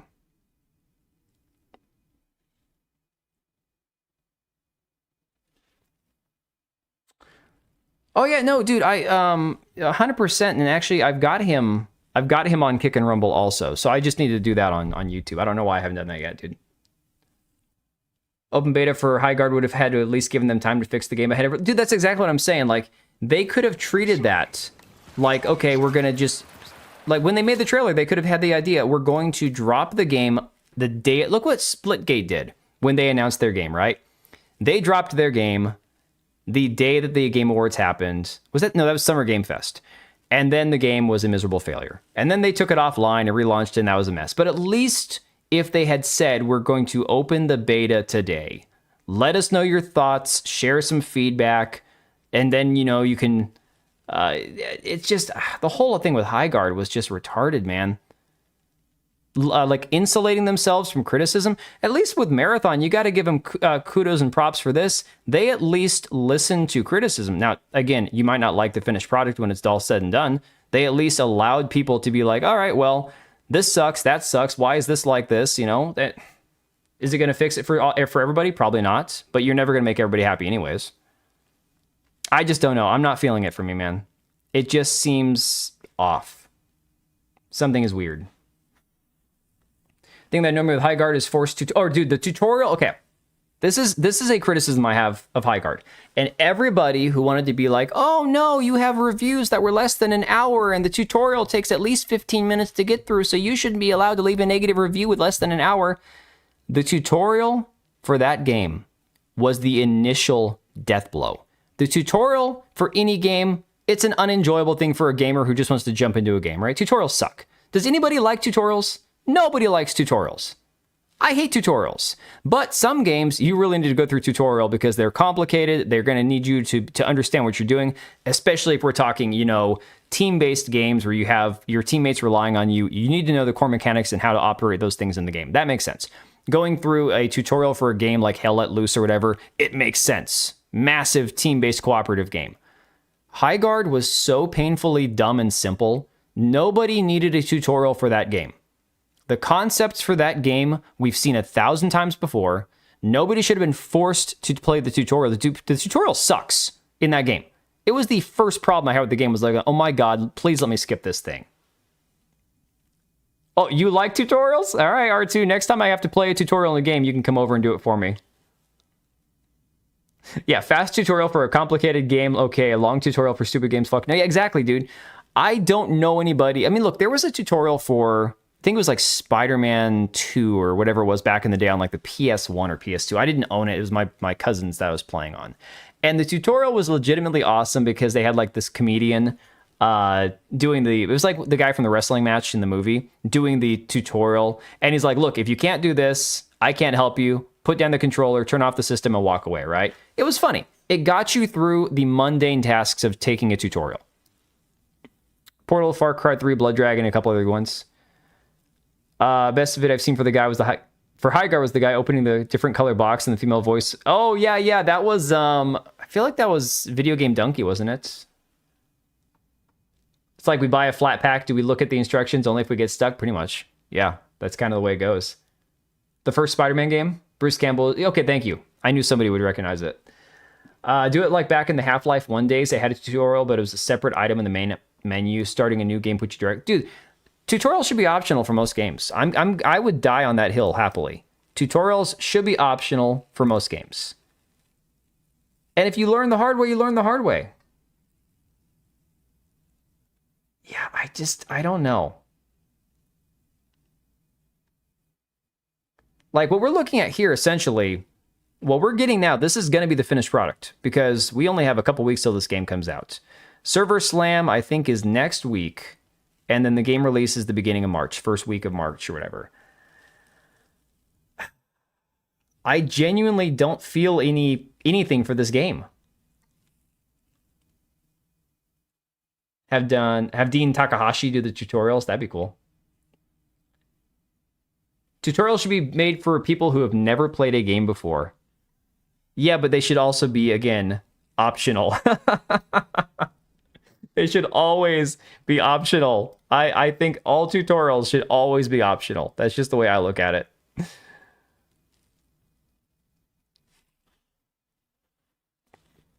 To this day, my favorite tutorial was Half-Life 1 and Half-Life Opposing Force. The Hazard course taught you everything you need to play the game, and it fit into the lore as well. I mean, there are times that there are tutorials that are better made, but have I played Marathon? No, I haven't played Marathon. I'm basing it off what I've seen. I have watched a shitload of footage of Marathon. I've played a lot of first-person shooters. What I'm saying is, as somebody who wasn't able to get into the playtests, I'm basing my opinion off of what I can see. This isn't a hard concept, okay? I'm not saying you're not allowed to like the game. I have not been able to get into a playtest. What I'm saying is, as a person who has owned a lot of video games, who owns a lot of games, who still plays a lot of games, what I'm seeing is not selling me on the game. It's really not. I'm not saying it's the biggest piece of shit that ever has existed. High Guard wasn't even the biggest piece of shit to ever exist. It just was meh. It was boring. You know, it was uneventful. Tutorials have been optional. They always have tutorials.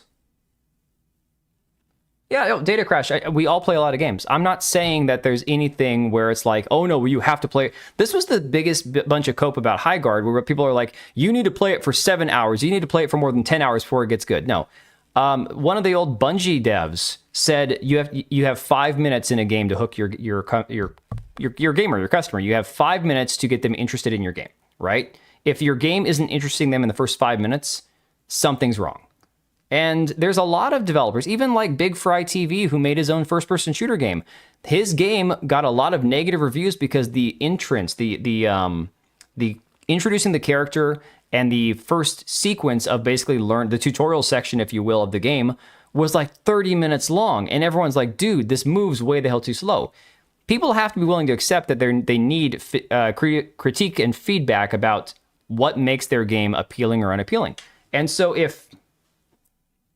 no, High Guard was ass, but it wasn't. My point is, it wasn't the worst thing ever. I would never play High Guard over Apex Legends. I would never play High Guard over Arc Raiders. I would never play High Guard over Escape from Tarkov. I would never play High Guard over Hell Let Loose. I would never play High Guard over Insurgency Sandstorm. I'd never play High Guard. If I played Arma 3, which is an amazing game, I just don't play it, I would never play High Guard over Arma 3. If I was going to invest the time, I'd play Arma 3 instead. There are so many better shooter games than High Guard. That was High Guard's biggest problem. I'm just saying, as a casual observer of all things gaming, Marathon doesn't have anything that's interesting me. And I could play it during the server slam and be like, look, this game's actually really, really good. And if that happens, I will be honest about it. I have no reason not to be, you know? I have problems with Bungie. I have problems with blind loyalty to any game company like Sony or whatnot. But I'm also, I mean, hell, I've played good games by Sony. I've played good games by Xbox, good games by Nintendo. I grew up in a Nintendo-only household. Guess what? I hate Nintendo now.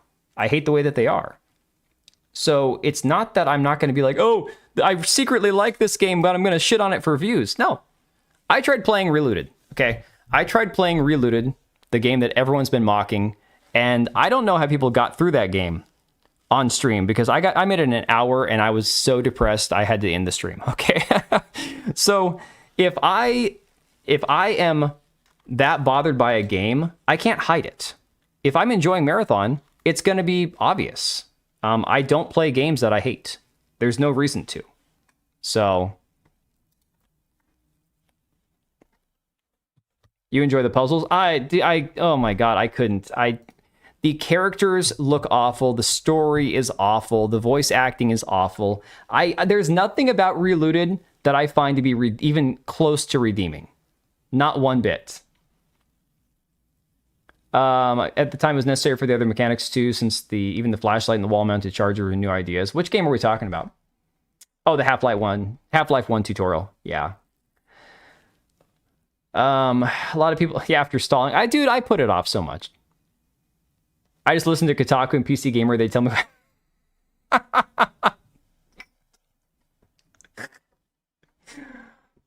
Yo, the Reloaded intro song, man, that thing slaps. Just listen to that for like 24 hours on straight cycle and try to not go insane.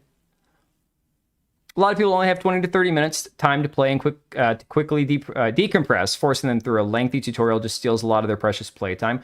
Well, and for me personally, I'd rather the tutorial doesn't talk down to you like you've never played a video game before. And if it does, then you should have the option to skip it because it's not made for you. It's made for somebody who's never played a game before.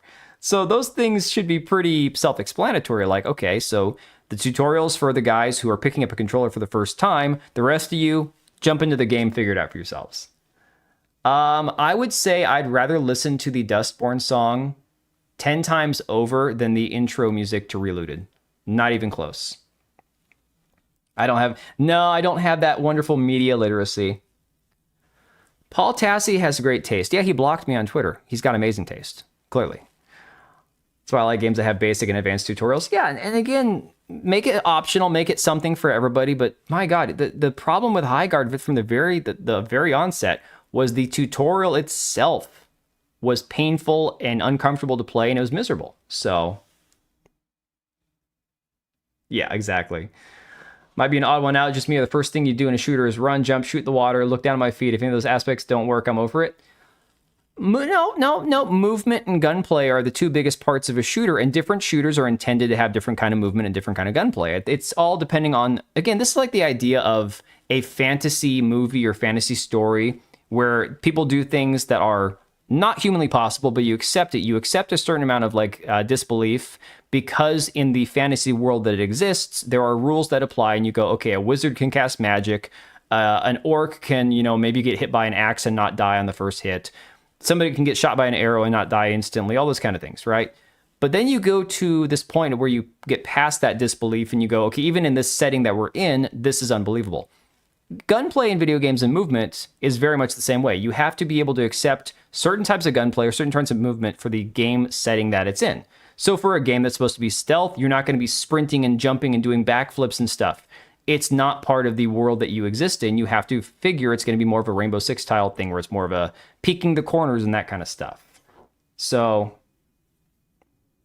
dude, okay, boot up, go to YouTube and listen to the intro music on the start screen for Reloaded and tell me it's not worse than Dustborn's music. It is so much worse. So no, to your point, Broke Gamer, it's movement and shooting and all those things that have an effect on it in a first-person shooter are very significant, man. Very important.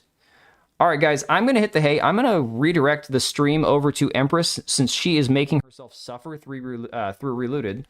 But thank you guys for hanging. Thank you again, Smash, for the raid. Yeah, no, it was fun. Good stream.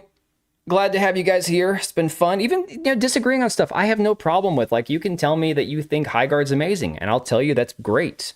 I am not sitting here going, yes, I want Highguard to fail. I want it to die. I'm just going to be honest. It sucks. It's not great. Doesn't have a reason to exist. Doesn't do anything well. And the way the developers acted, now I don't care if the game gets shut down. It's like, dude, screw it, Oh, appreciate you, R2. Played a demo recently, turned all the volumes down. It still played sounds. 2 minutes to play, I uninstalled. Yeah, that's a weird one. Dark Side T-Boo. Oh my God, I'm going to put that on a t-shirt or something. Holy crap. All right, guys. I did at least enjoy watching Reloaded more than Dustborn, but I'd rather watch a short... dude, for real, man. I will never do that to you again, Oblivion. I swear to God. Never will I ever stream a game that I hate. Ever again. All right? Not happening. All right, Smeg, Empress Oblivion, all you guys, Cage, A Vernum, DB Wild, R2, all the Raiders, Broke Gamer... H. Brown, Bundestangle, I think is how you pronounce it. Where were you at? My contrarian, Data Crash Collective. Thanks, dude. I appreciate you actually sharing a different opinion. I have no problem with that, man. Vico, Equilibrium. I think I got all you guys. There might be a few more of you hiding. Ooze. I'm gonna hit the hay. Lugia, you all have a great night. QC Jerks. Correctly pronounced. Hey, there you go. My German is coming back to me.